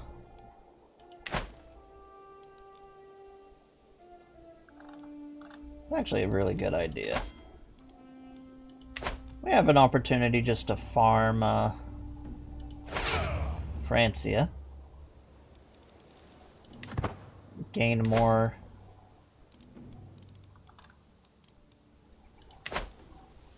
of their influence. Basically, more money off of Francia.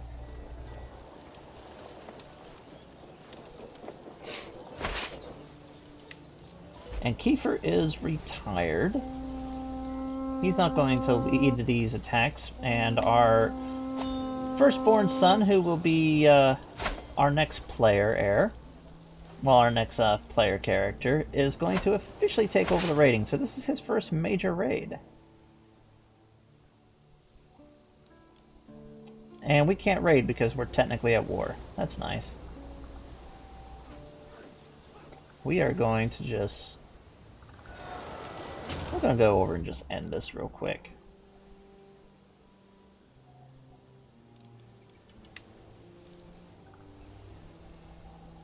Also, I noticed that our Grand Host is technically more powerful than Francia. Francia is extraordinarily weak. Wow. It's time to really smack him around.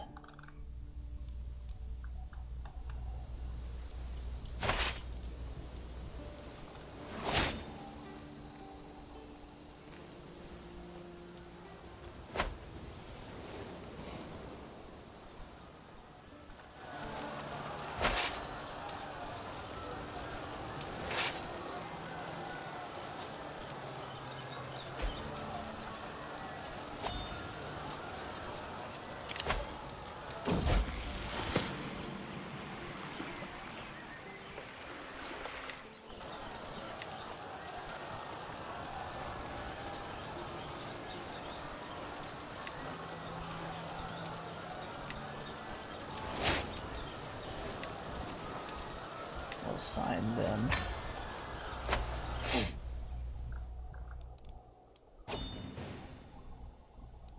And they were defeated.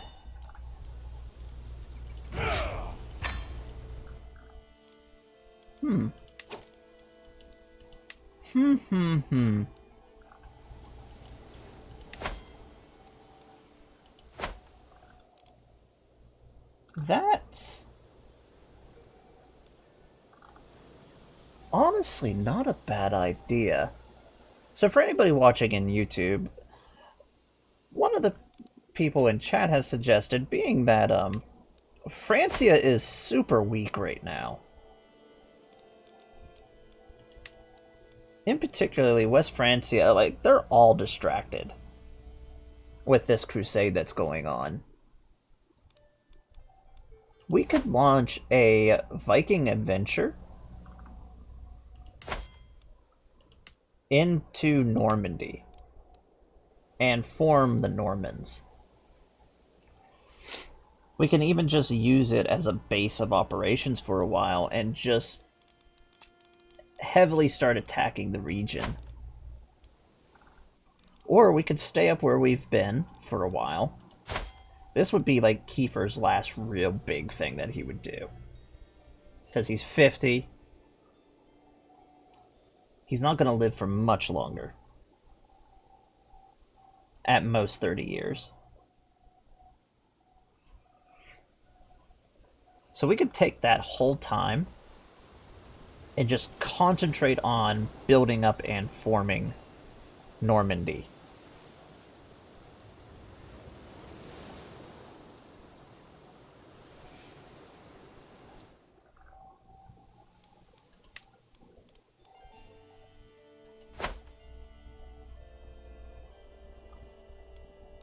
I think this is going to be his last grand adventure.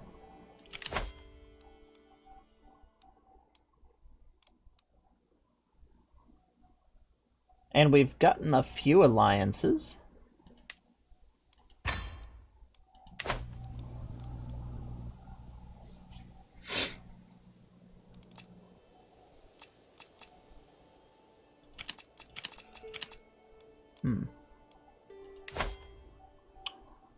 This is what we're going to do. We are going to launch a Viking adventure against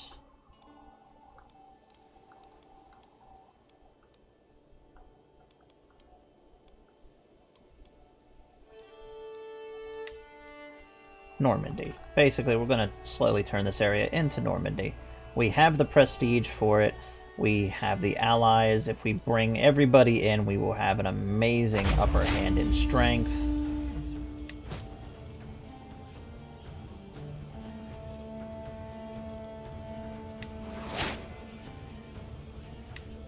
So we are going to call our allies, both of our Jarl friends.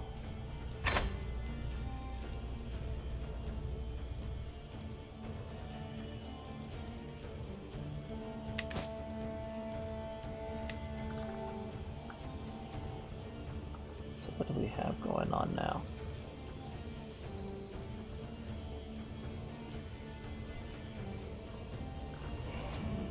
Rolla was actually active for a good while in Normandy before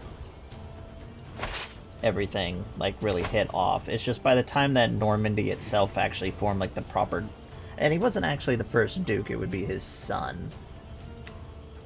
But that's not important.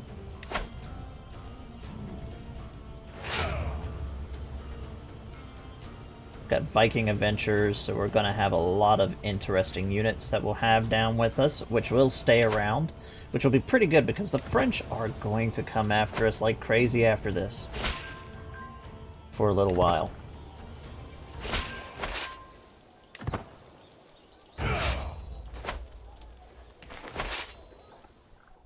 This is a grand opportunity, though, and we are going to make an immediate gut punch and go right for Paris.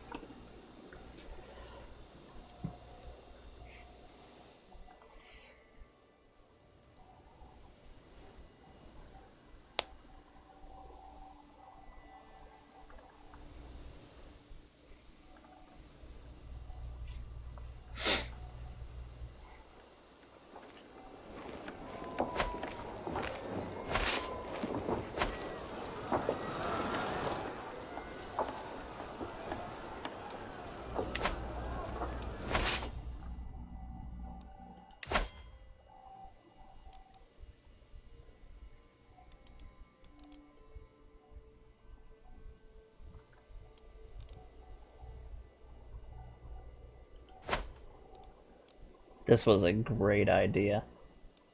Great idea.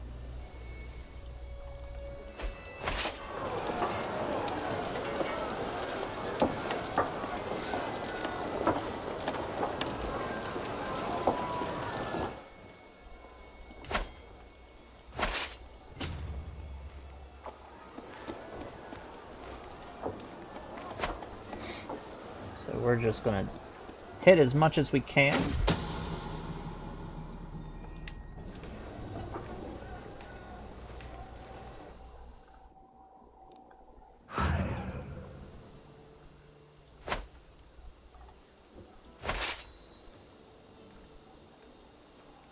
There's the French army over there. But it looks like Ragnar Lothbrok has come to help us.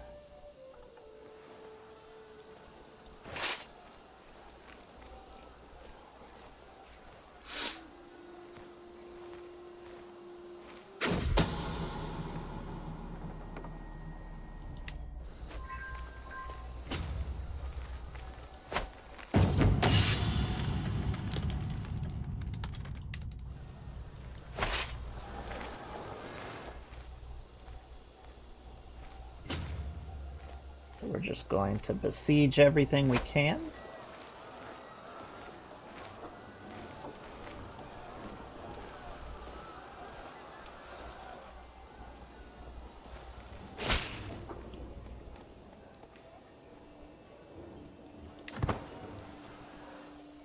Normandy is a very powerful region to hold on to, and we could look at starting to incorporate and form the Kingdom of England.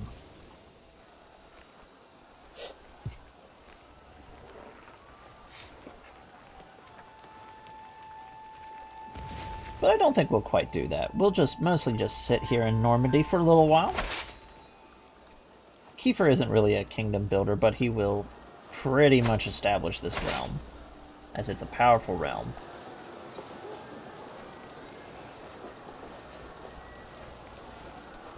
In my opinion, Normandy is one of the strongest duchies in the game.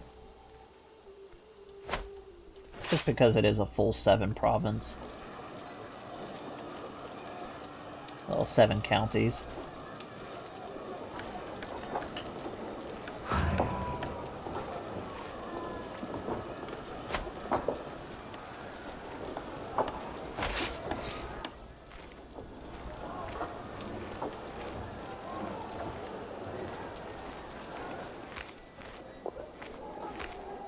Now, since we are role-playing, I'm not going to take the decision to become Norman immediately.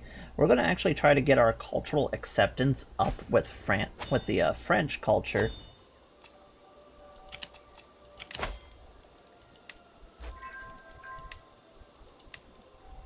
Just for roleplay purposes.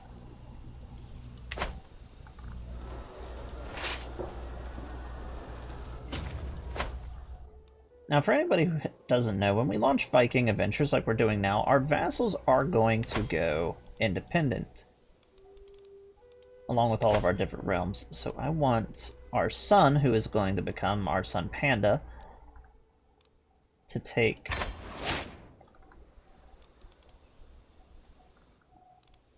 basically over our original land. So we're going to go ahead and actually give him all of our original territory.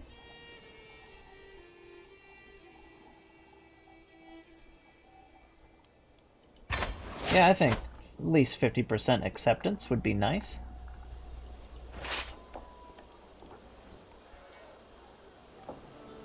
Plus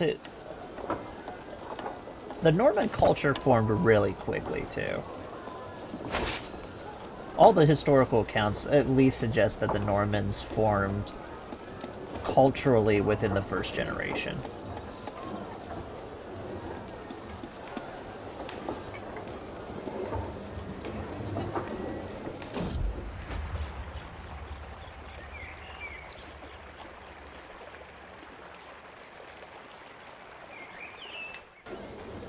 Kiefer is not distracted by anything.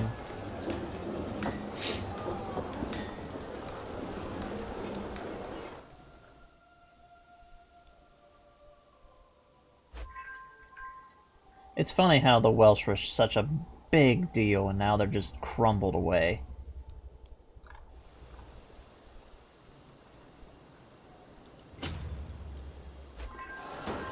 Oh, no, no, no. We're gonna strike the French army.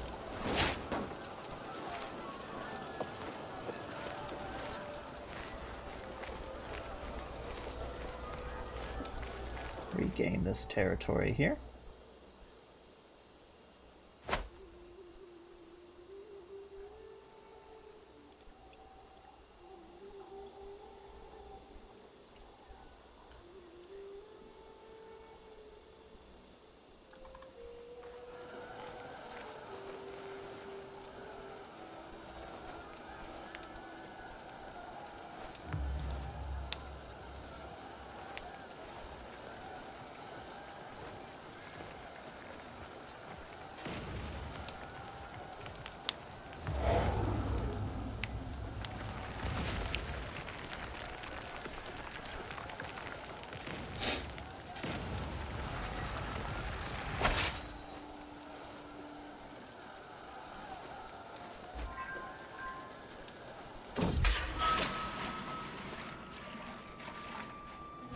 Well, looks like somebody escaped, but that's fine.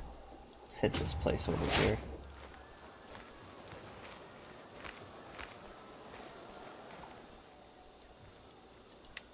No, we don't have the Normans yet. We'll be the first forming the Normans.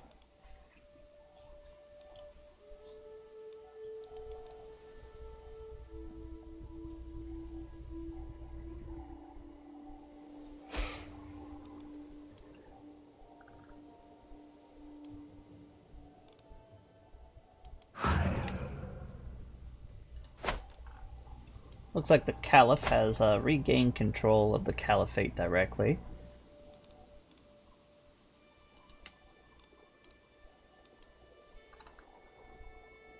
Looks like the Crusaders are starting to win.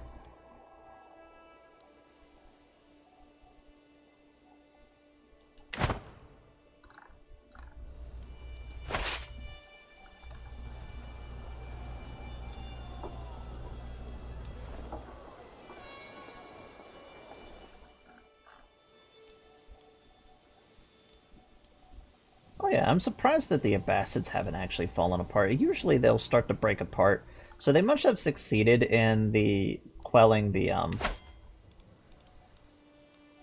basically the Bedouins, because they start with the Bedouin revolt going on, which is supposed to lose them control of Africa. But since they maintain control of Africa, they're really a powerful state. Though they have lost little territory over here. They'll probably reabsorb them.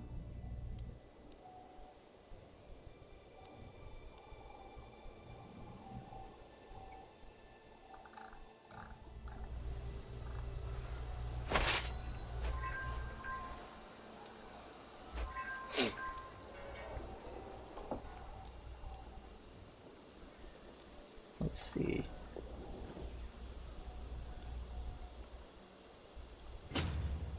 We'll go back down here and just continue. Wow. We're capturing Normandy without a single fight at the moment. Let them rejoin our court. This is nuts.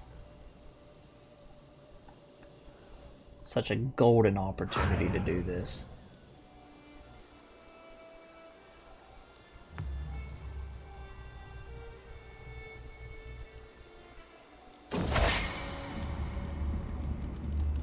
Yeah, and we're reflecting on Odin.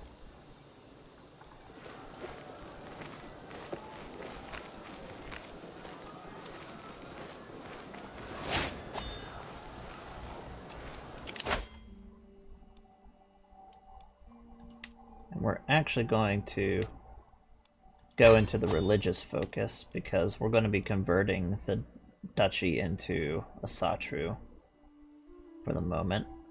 And we want our... we're not going to be a vassal, but more prestige is nice.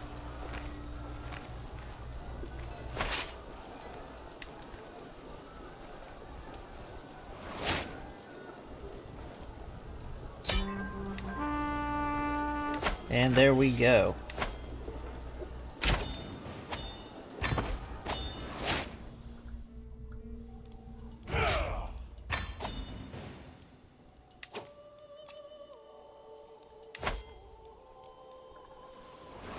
We have claimed the land of Brittany.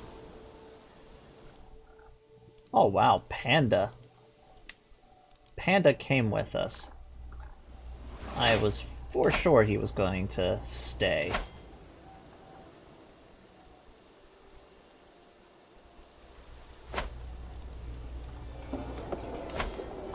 We're gonna move our...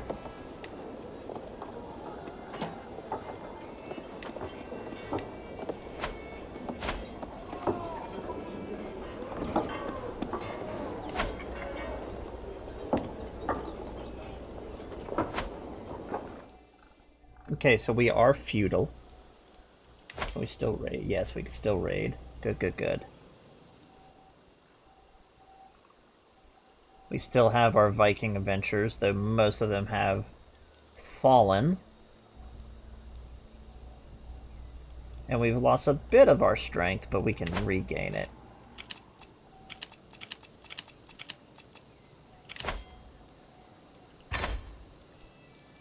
And to establish good faith, we are just going to pay ransom and then let everybody go. Just because as soon as that crusade's over, we are probably going to have a tiny problem. Let's start with our capital. We want to make sure it's under our firm control, which we're going to move our realm capital right over here.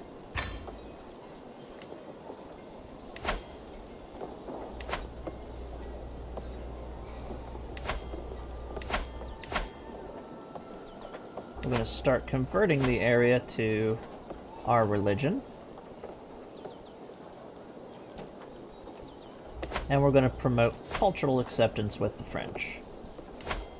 Now let's take a look at the French culture. We have 0 cultural acceptance right now, so we want to definitely bring them up.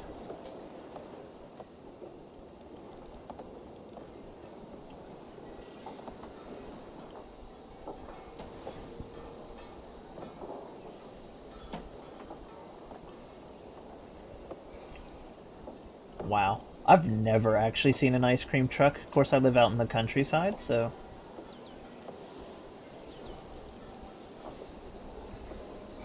Well, I grew up in the countryside, to be precise, but... I've never actually seen one. I've heard the, like, the jingle and stuff, but I've never actually seen one.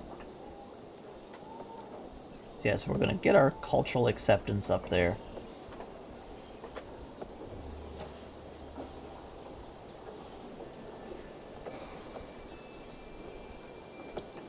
They might not become Catholic, or they might, depending on just the pressure that they get. Our next character definitely won't become Catholic because he's a zealot.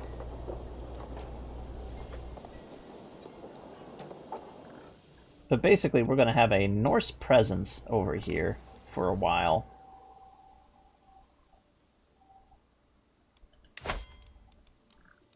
And actually, Francia has removed their capital back over here.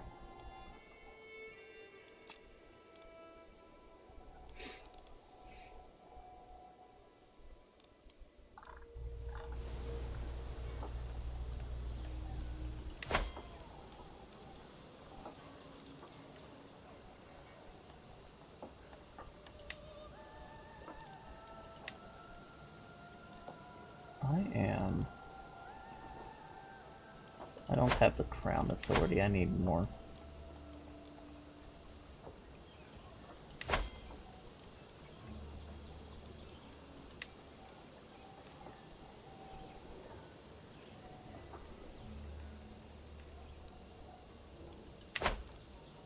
Keep that still.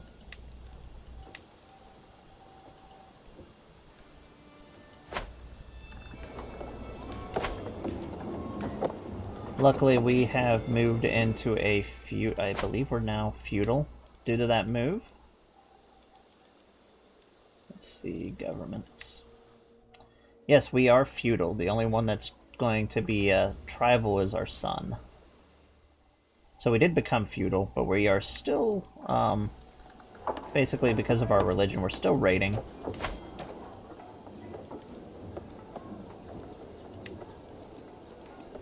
I want to switch this to a proper war camp. So what is going to give us? Heavy infantry and spearmen. So we're going to give them a proper barracks there. We do have a lot of money.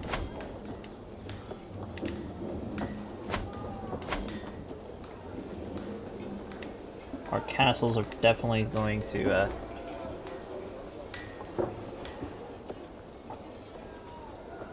stay military focused. This one's going to have stables because Normans have excellent cavalry. Actually, the Normans really brought cavalry back. It's like one thing they were really famous for. This whole area is like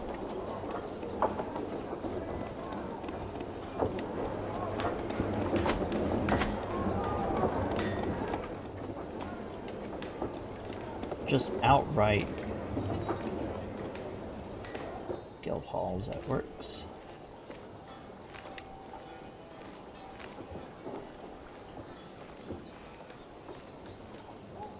Some warrior lodges.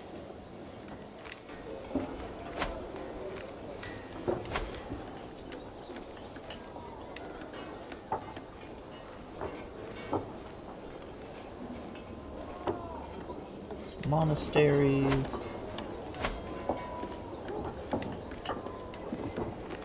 Upgrade that.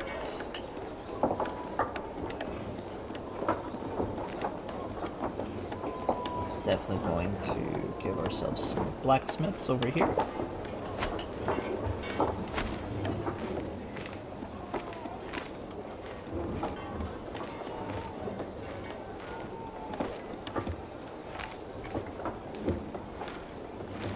Another barracks.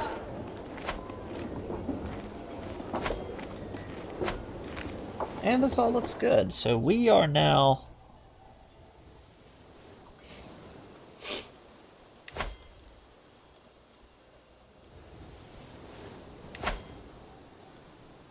and we'll keep the double lions. I like the double lions. Actually, we are going to change it when we form Normandy.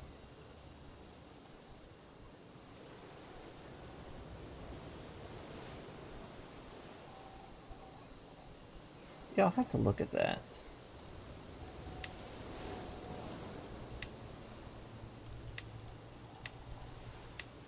We're going to definitely take the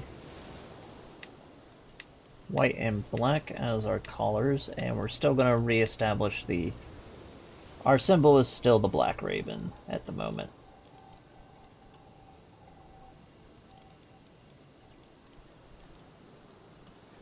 It's all the way down here in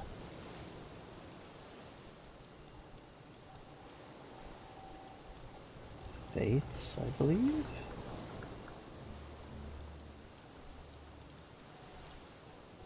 That's in Animals.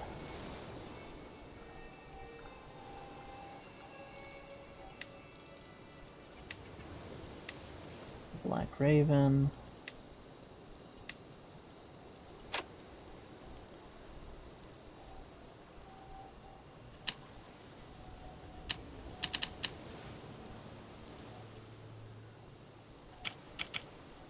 I think 75, that looks good.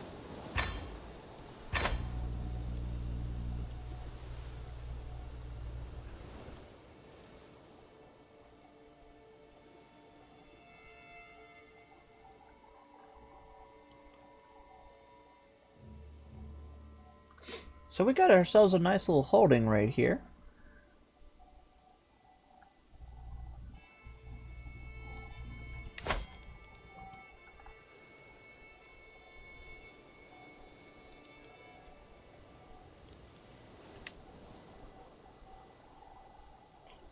I do want to revoke title, but we can't take that title from him because I usually like to have, we might just have to wait until this character dies, but usually whenever I play with Normandy, I like having the duchy capital right here, instead of here at Rouen.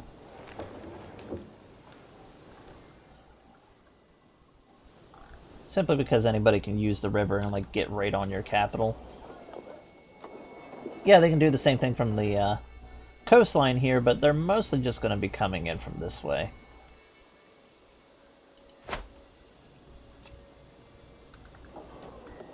Let's see.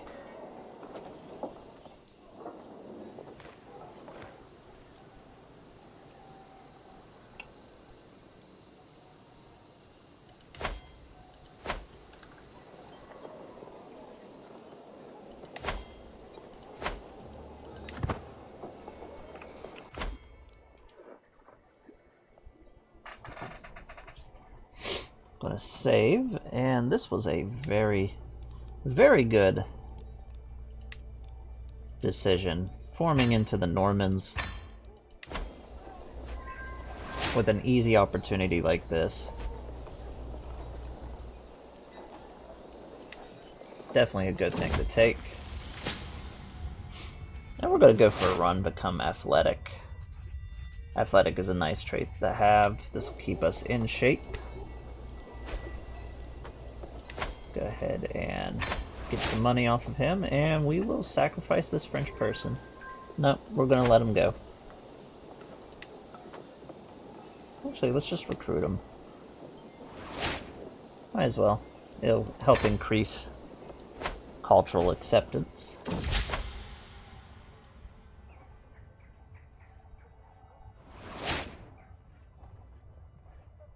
Oh, game of riddles.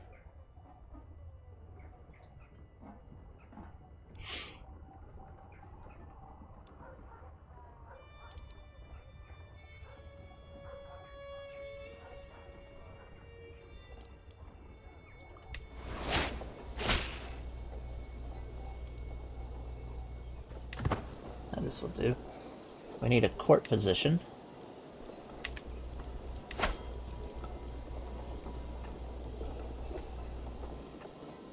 So we're definitely going to take a court position area.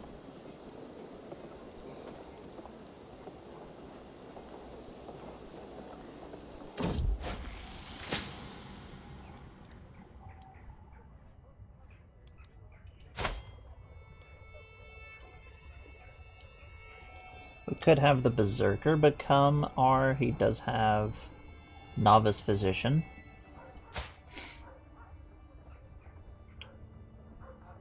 No, we're definitely going to take her. She's got Herbalist and she's also a Novice Physician. She's a little better. So that works. And we'll keep an eye on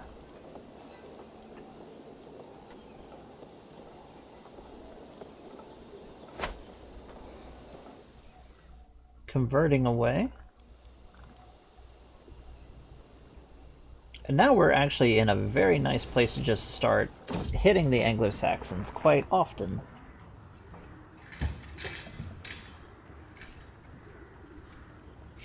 We'll give them some money. That might get us a nice event.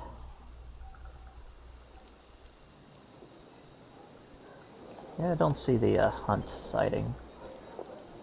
And being successful... Oh, we got a hollow.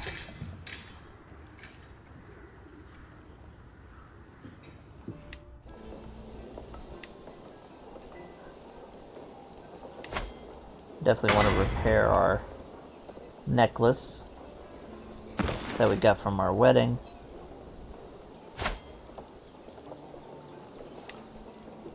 And our new person, we're going to commission an artifact.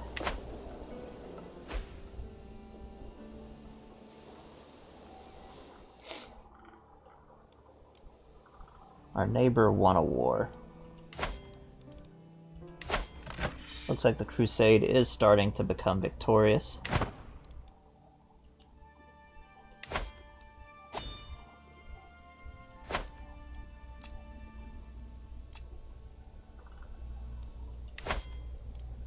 We can get to their tournament, so I don't want to...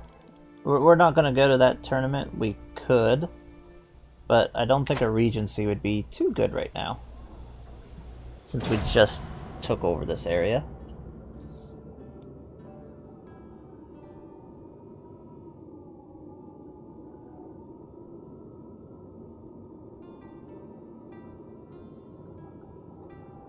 This is more of the ghost line.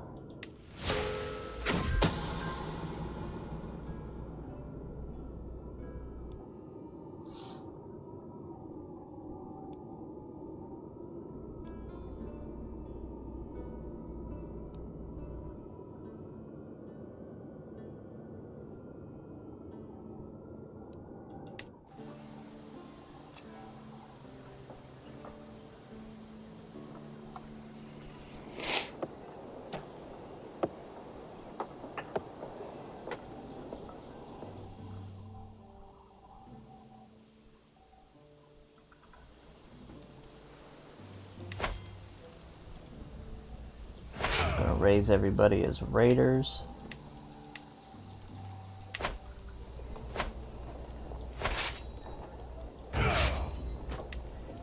Put our son in control.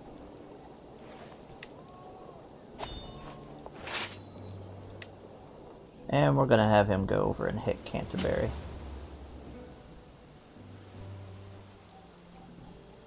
We're just gonna bring back some money real quick.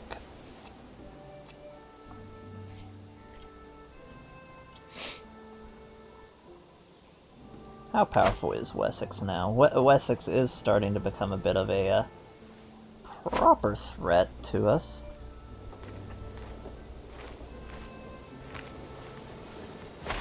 If they're raising their army immediately.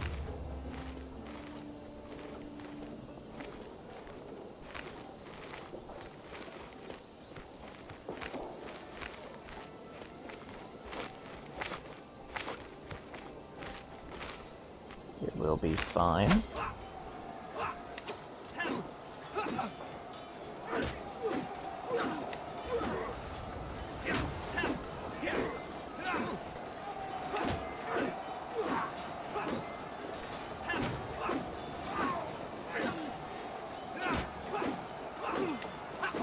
Okay, mod preferences.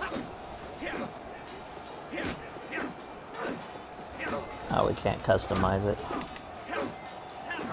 So we would have had to keep control of ourselves. Well, that's good to know. So we'll see how well this fight goes.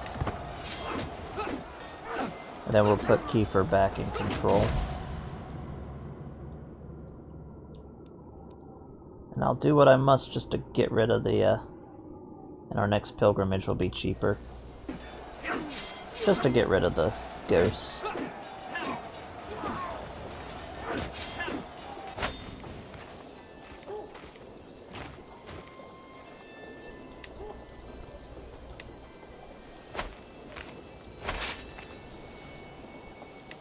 I will let our son just continue. He might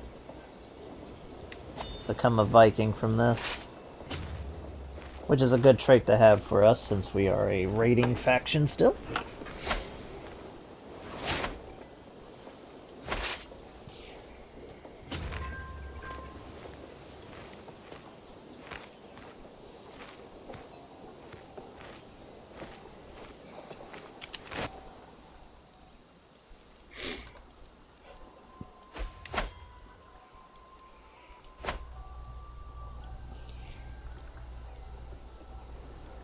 When all of our military buildings upgrade, well, get built and then upgrade, this should regain our military strength.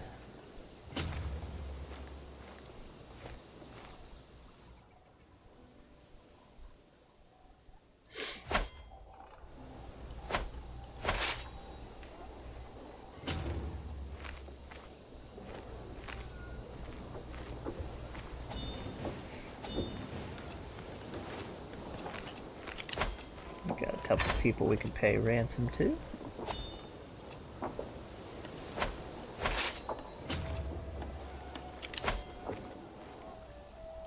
Now we could easily get over there for a grand tournament, but we got other things we're doing.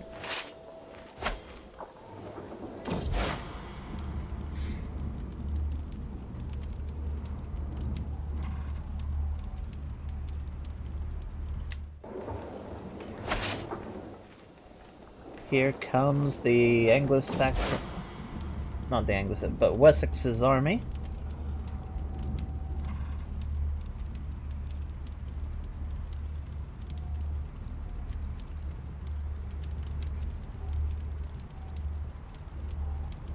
I'll pay.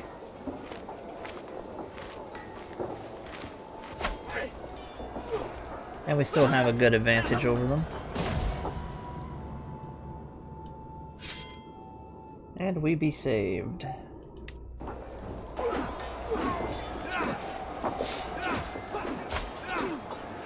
Also, we gained the, we gained Adventurer, so we're definitely got a nice trait now.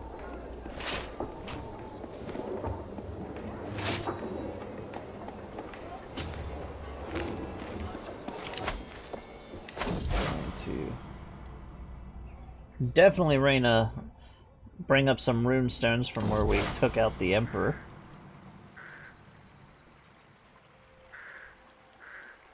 Raiden Edu.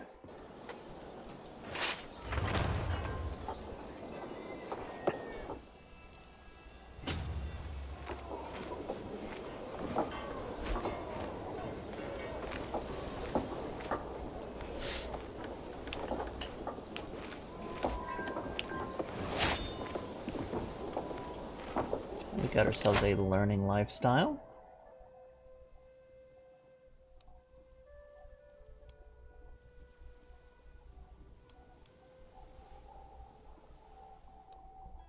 Definitely gonna do the court position just to make that cheaper if we need to get another one quickly.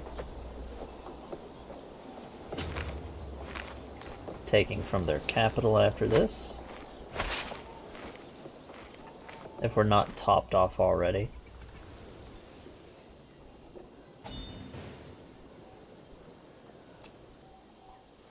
Yeah, this will top us off, so we're gonna come back to Normandy. Pay off any ransom.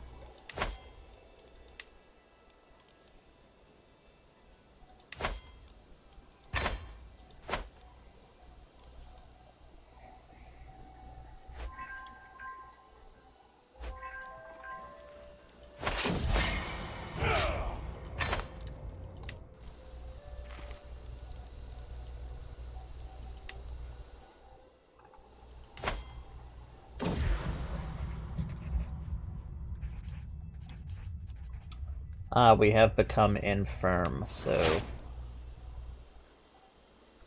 good chance we are slowly going to be dying. And we're at 1% cultural acceptance.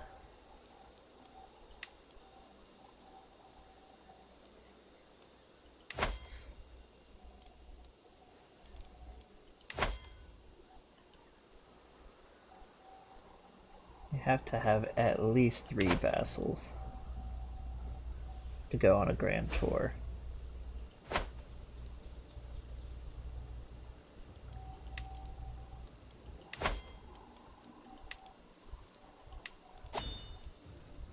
Definitely gonna take the mayor.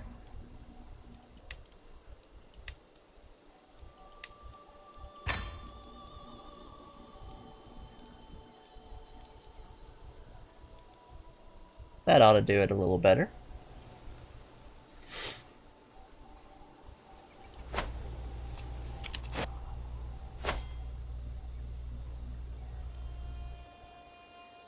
Call to war, we're so far away. We're just gonna decline that. Sort of keep ourselves separate from the events going on over here.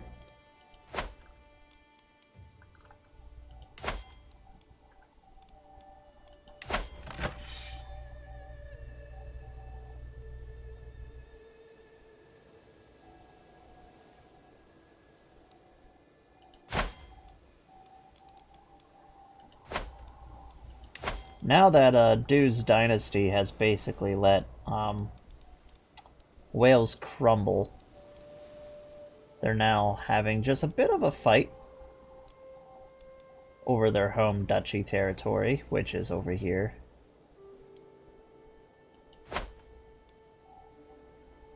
They might reform it. Northumbria's broken apart. Interesting.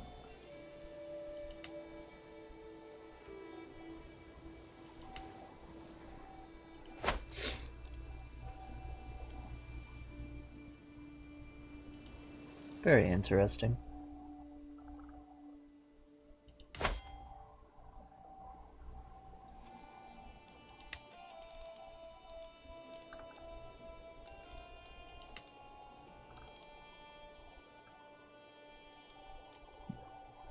So the king of West Francia in the internal realm of Francia has basically control over the entire country.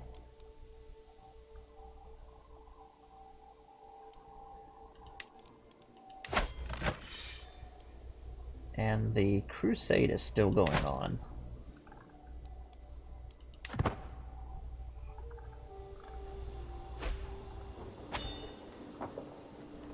Got a faction created against us, that's fine.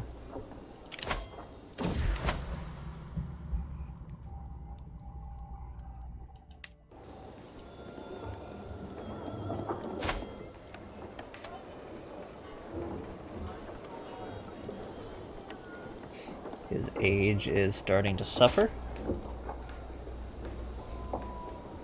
We're gonna let Ragnar take control of one of the counties. Let our other son do so.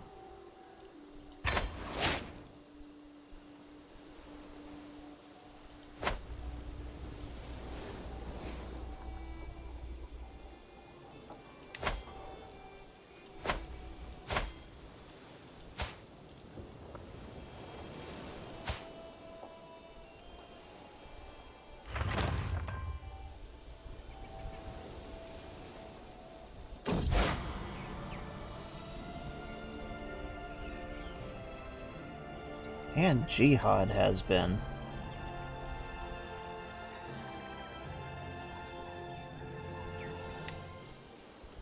Yeah, it is sort of following its historical. We're actually going to just break the betrothal here.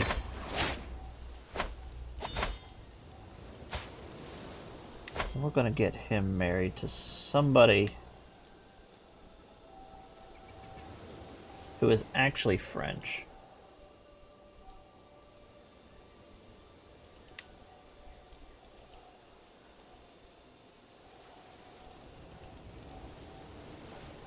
See if we can find a French person.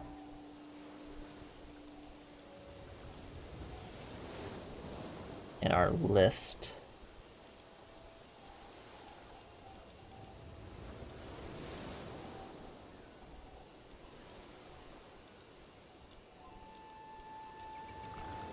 Just by age. We don't want them too young.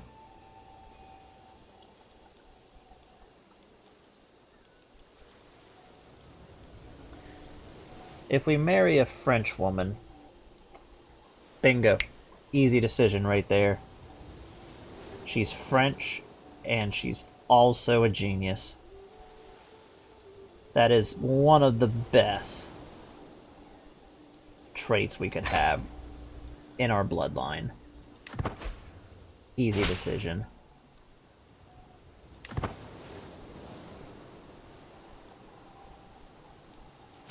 Are they particularly going to like one another? No. No, they're not.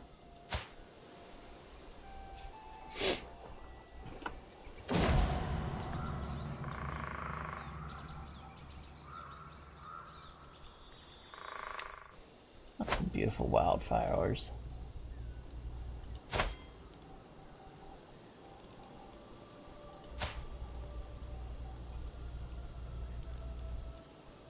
Oh no, our daughter has become a fornicator. She's unmarried and pregnant.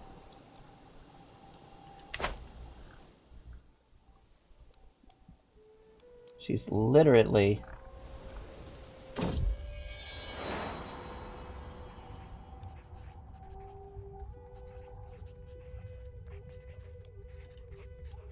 Who does she even have a relationship with?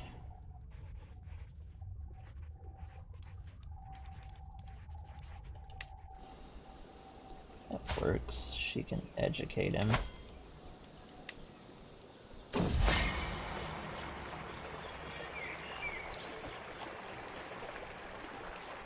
He does need to become active.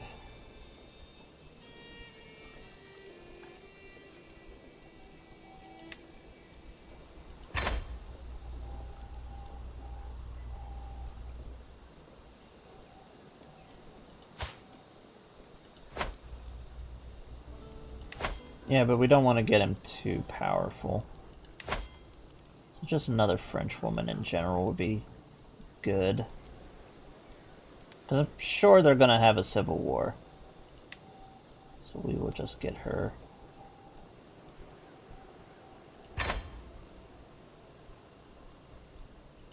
Married there.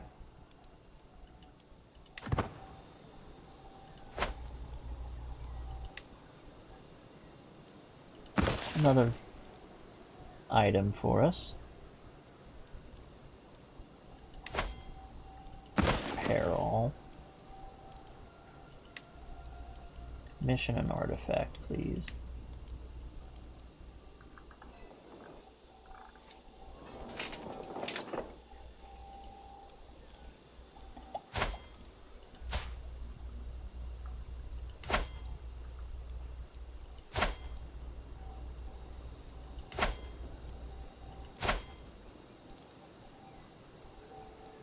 Frankish woman.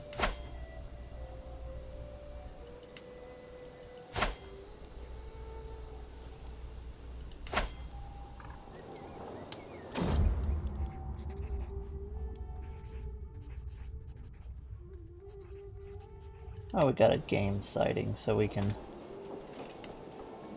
hunt that deer if we want.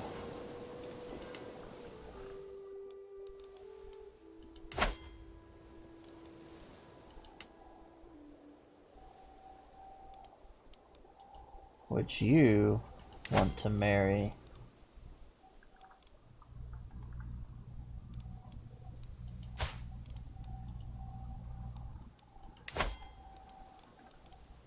Not even given an option.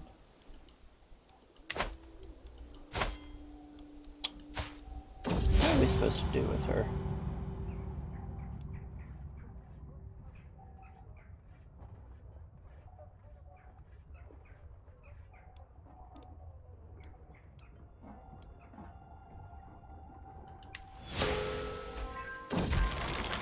He's become overwhelmed with stress.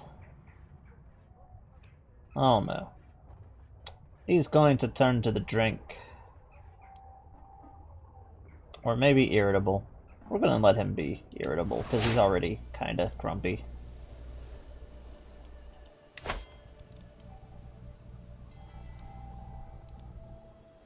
Actually, here's a Saxon noble she can marry. That works. Gives us a alliance with the Saxons. Well, not all the Saxons, but a noble within the Saxons.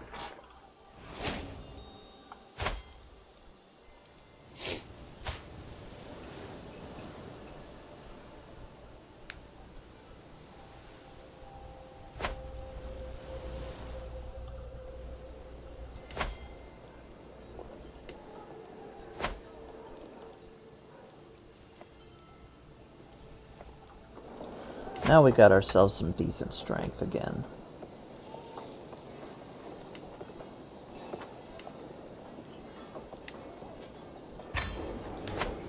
Start upgrading our ports that are sitting around.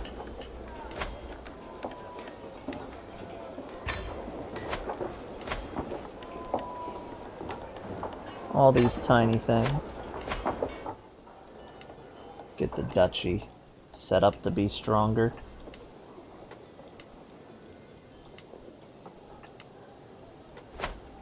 Have we converted any of the territory? Yeah, we're starting to convert it to Asatru for the moment.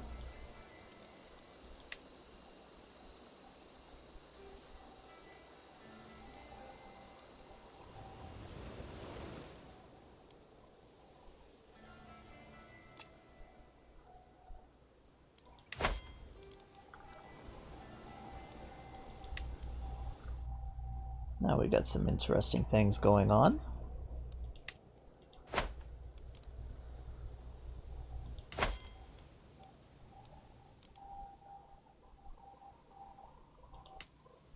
I figure it won't be too long before one of the Anglo-Saxon kingdoms will start getting the event, or we'll just straight out pick up the event to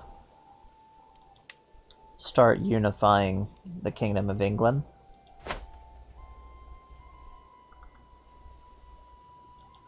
Which will be interesting.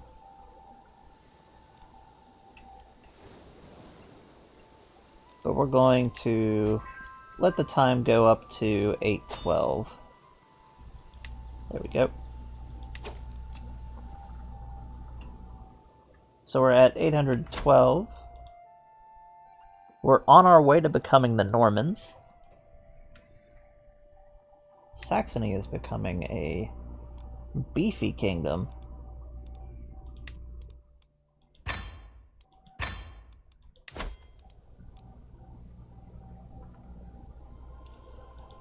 Francia has significantly weakened in power.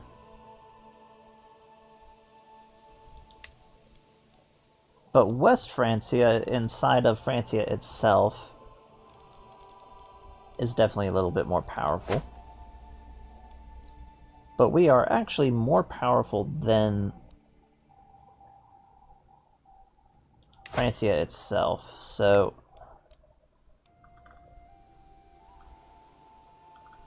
I'm thinking we might try to expand the duchy a little bit while we have the opportunity when we come back the next time. And it looks like the Visigoths are pushing back the Muslims now that Al-Andalus is starting to break apart. There is a crusade going on over here. Still raging. So we could take definitely a good opportunity. Oh, we got something else that happened.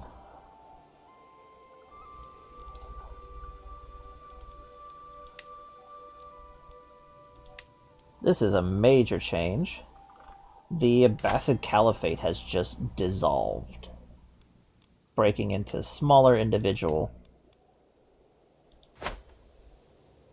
areas.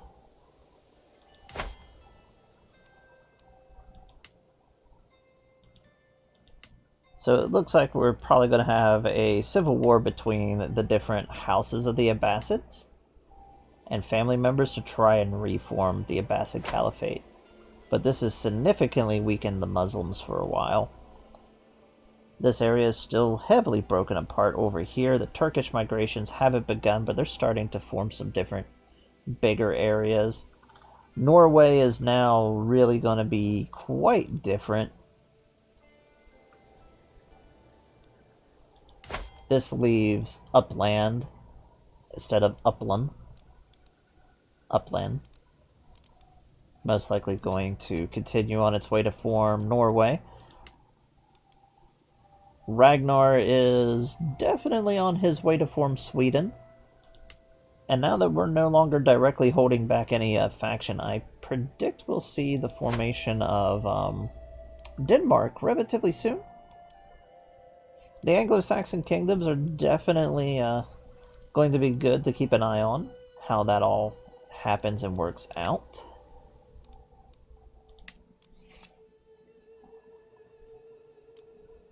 Ooh.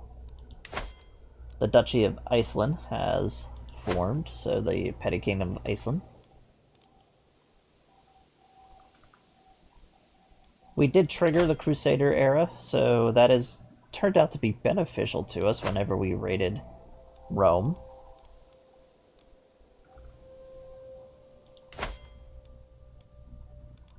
Africa is under the control of a side house.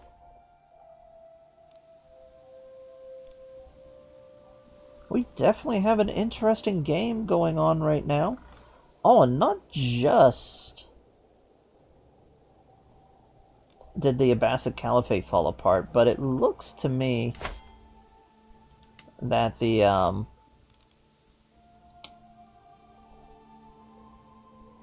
Khazars have also broken apart. So it doesn't look like the Magyars, which have already settled, are going to have any competition to actually go in and form Hungary. So it doesn't look like we're going to have Hungary in this game.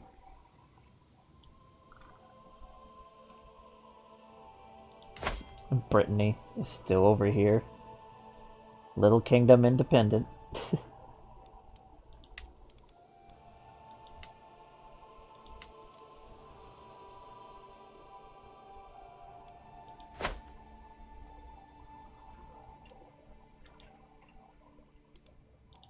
Do they have one of the Excaliburs?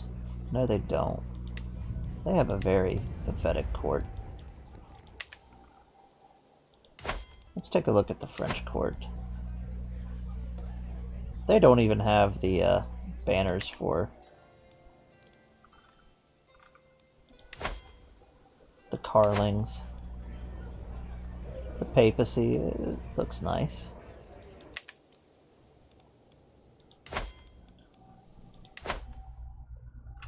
The best court with the community mod by far right here. Constantinople. And he's insular, so I mean not insular, but this is the iconoclasm, so all the religious symbols are no longer present.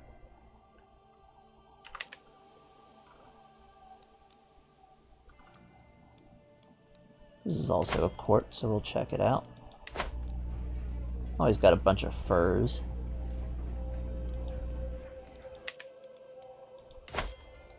Saxony still fighting it against the Crusaders. Not a very impressive court. Looks like the Crusaders are yet again losing.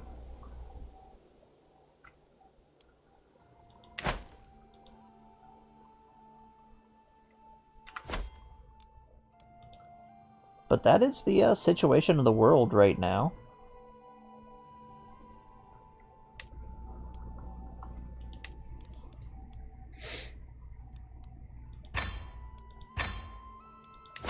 I thank you all for coming around, sticking around. If you like what you saw and you want to see what is continuing to happen in our world with the Kiefer dynasty, and most likely the next stream will be the end of the life of our first character, as Kiefer is definitely towards the end of his lifespan. He's already quite old for this time frame. And we'll see how our sons interact with one another within the region of Normandy next time. And we'll see you all laters, alligators. Now we're gonna double check on the save. And we're gonna go and raid my buddy Smur. He's still playing Yakuza unless he's brought it down. So we'll check out real quick.